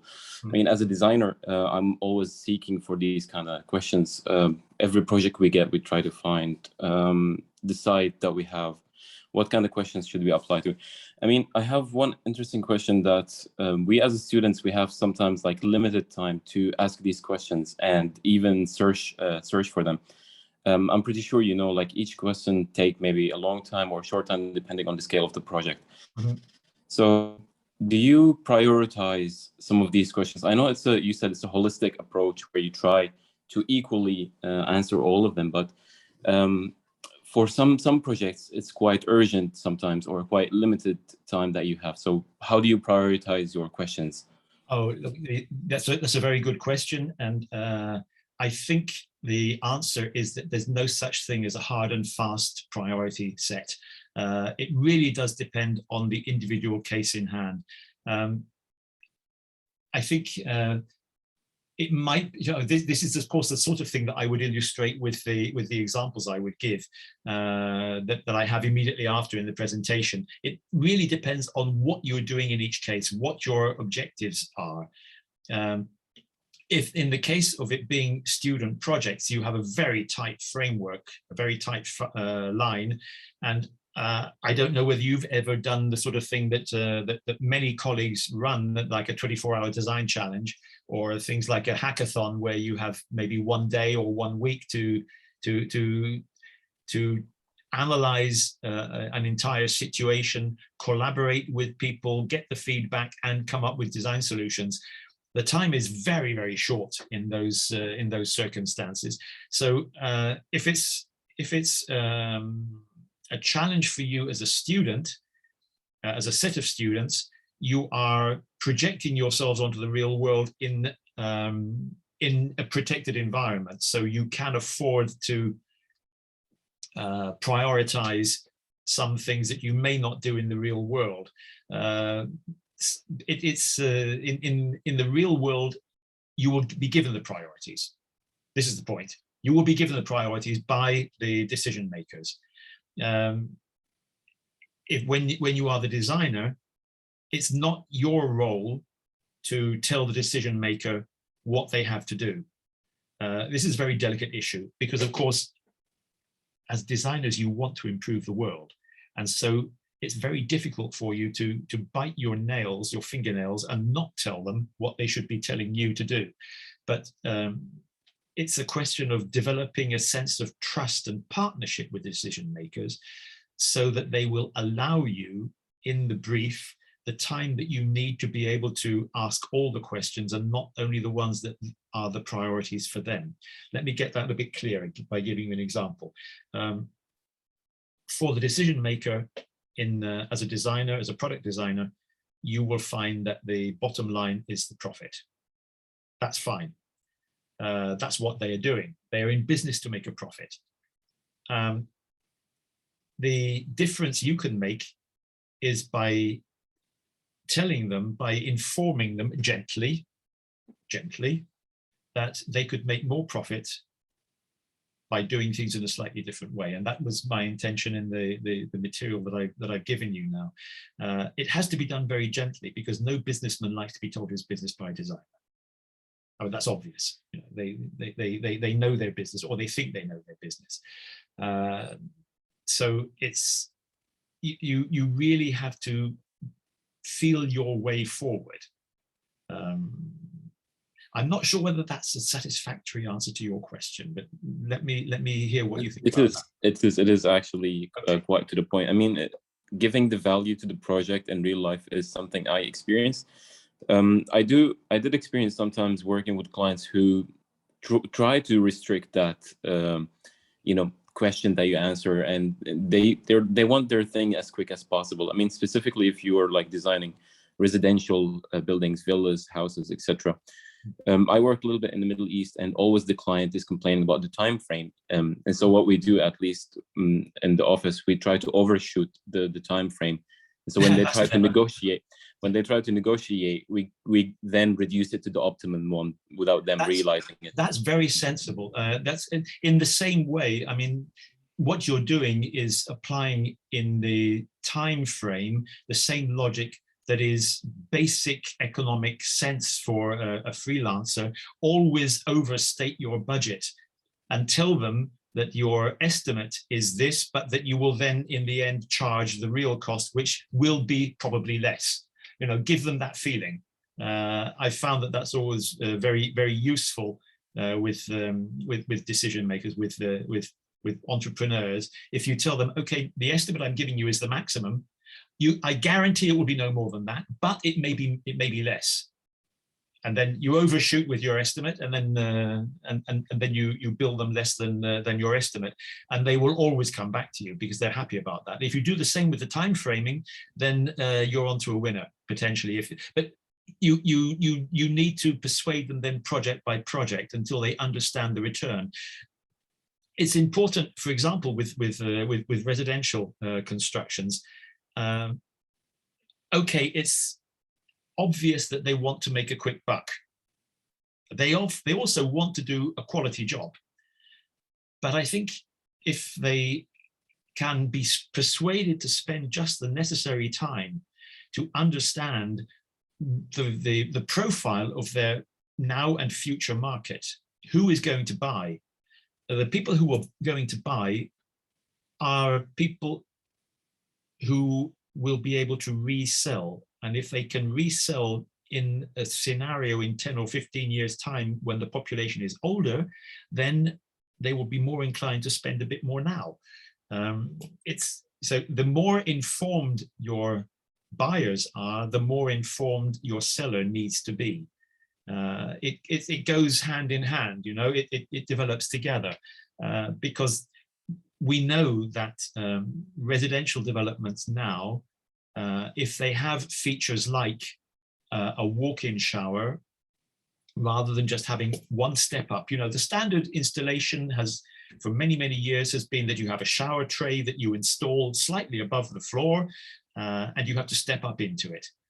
Fine, except that when you get much older, that's no longer useful. Then you really want to have a level access one, like the one I showed you in the hotel in San Marino, where there is a small drain built into the floor, and you no longer have the difference in level to get into the shower. It's a small issue, but it makes such a big difference in the sale value and the resale value. And it also looks so much better, you know, when you have a big walk-in shower, which is also a roll-in shower if the need arises in future, it just looks that touch better. It looks that little bit of quality better. Thank you so much. No, you're welcome. Any other questions? While we wait, let me ask one. Sure. Thank you very much, Pete. It was a very inspiring and informative lecture. You mentioned at the beginning that Design for All Europe reaches out to people and guide them with the inclusive design process. I was wondering how EIDD works in that sense. I mean, how do you define whom to reach, and how successful are these collaborations? And Well, maybe are there certain lessons that have been learned from failures, if any? That's a very, very good question. It's a very long process. What we've done over the years has been to identify whole areas of society where there was little to no awareness of design at all, no understanding of design, no understanding of what design can do and how it does it, and to go in intentionally taking the message there. So that means almost, if you like, in a friendly way, gate crashing people's conferences and informing them in a friendly way that their understanding of design is very basic and a bit misleading, and offering our services to help them. So we've done that at the Commission with European Commission conferences. And then, you know, actually the European Commission is a very open organization. People complain about it being top heavy or bureaucratic or anything. But I found that with our organization, we have prepared documents and then asked for meetings with European commissioners or with their advisors, and we get them. So we influence policy. Our aim from the very beginning was to influence policy. The way that the European system functions is that it invests a lot of money in research and development. You know, the European projects, we all know it's a sort of cliche that people talk about European projects and European project money. And we all know, sadly, an awful lot of money is wasted in those things because projects are held, they come to the end, and then nothing happens. They gather dust, the results gather dust. Well, actually, our organization is I think, one of the very, very few results of a successful European project. We were set up by Paul Hogan in 1993 with core funding from a European project under the third framework program. That's a long, long time ago. We had a very small amount of core funding, and the aim was to establish a European network, and that's what we did. And we've been around ever since. Let me give you the example of our work with culture. Back in 2005, we held the first Culture for All conference in Berlin. It was my strategy as president to create these macro topics. And I felt that culture was something where accessibility and design for all would really be able to make a difference. I was already thinking then about the series I talked about, the endorphins and social involvement. So we organized the conference there, and we invited speakers from around Europe and audience from around Europe. And the important thing was to break the idea that access to cultural heritage is just a matter of putting a few ramps into museums, because I said then, and I repeat it now, there's no point in having a perfectly accessible library if all the books are written in a language that nobody speaks, like Sanskrit. We need to get in there, and we need it to speak the language of everybody. So that a museum, for example, should communicate not only to the people who already go to museums, but it should be communicating to people who don't go to museums. It's more important for us to understand why people don't go to museums and to find ways to make it interesting and a rewarding experience for them than it is for us to make it accessible for the few people who already go. So, in fact, I work with major museums here in Italy also about in things like cognitive accessibility, and it's important for us to rephrase the way we talk about museums and rephrase the captions so that everyone can understand them, and make them available in different languages at different levels of cultural understanding and all sorts of things of that kind. So how did we go about this? Well, we started by inviting the Commission, and then by insisting with our Stockholm Declaration, by sending it to everybody, and repeating it again and again and again, and monitoring what was happening in Brussels, and going there to go to the conferences and repeating the message that Design for All is this, it's not designed for disability. And gradually it got through. I remember the very first time I went to see a head of unit in Brussels. I had just been elected president, and he said, well, we have these projects and these projects and these projects. Which ones do you want to propose for project funding? I said, no, you don't understand. I didn't come here for money. I came here to change your projects, because your projects are going the wrong way. Because you're not focusing on the real world, you're focusing on your own experience, which is very good, but you're not listening to the rest of the world. Of course, I didn't put it in quite such blunt terms, but my aim was to get them to understand that if they only focus on what they already know, they will never make innovation. And in the meantime, this is now 20 years ago. Now, when we speak design for all, practically everybody is quoting the Stockholm Declaration, design for human diversity, social inclusion, and equality. And it's quoted everywhere. It's the mainstream now, it's the understanding, because we just insisted on this. And now when we had the European Year of Cultural Heritage, for example, the Directorate General for Culture called me and asked me to provide the background information on things like access to cultural heritage. And so we worked together for about 3 or 4 years on this, always unofficially, because for me, it's more important that we should get our things done rather than have my name up in lights. That doesn't matter. But it's important that our organization is recognized and the message is recognized. And in the area of culture, we've done rather well. We've also done a lot of work in the area of tourism, which is related in many ways to culture.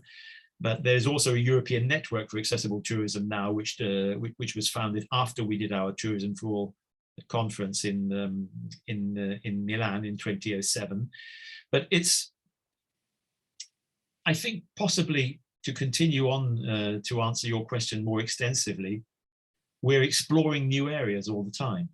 We look for areas and we explore them. We started with academia, so 3 or 4 universities becoming over 20. And there, the universities come together and make their own projects. Of course, that's what they do. And we are now trying to create some more networks in the same way. So again, a network that will be focused on cultural heritage or culture, another network on innovation, another network on business, and so on. And it's just the natural way of doing it.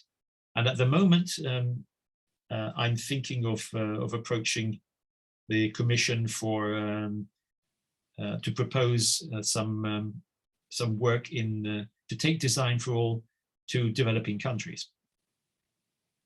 Because at the moment, whether we like it or not, it's still an elite issue. And it shouldn't be an elite issue. It should be for everyone. And so we have to, this is something we really have to face now.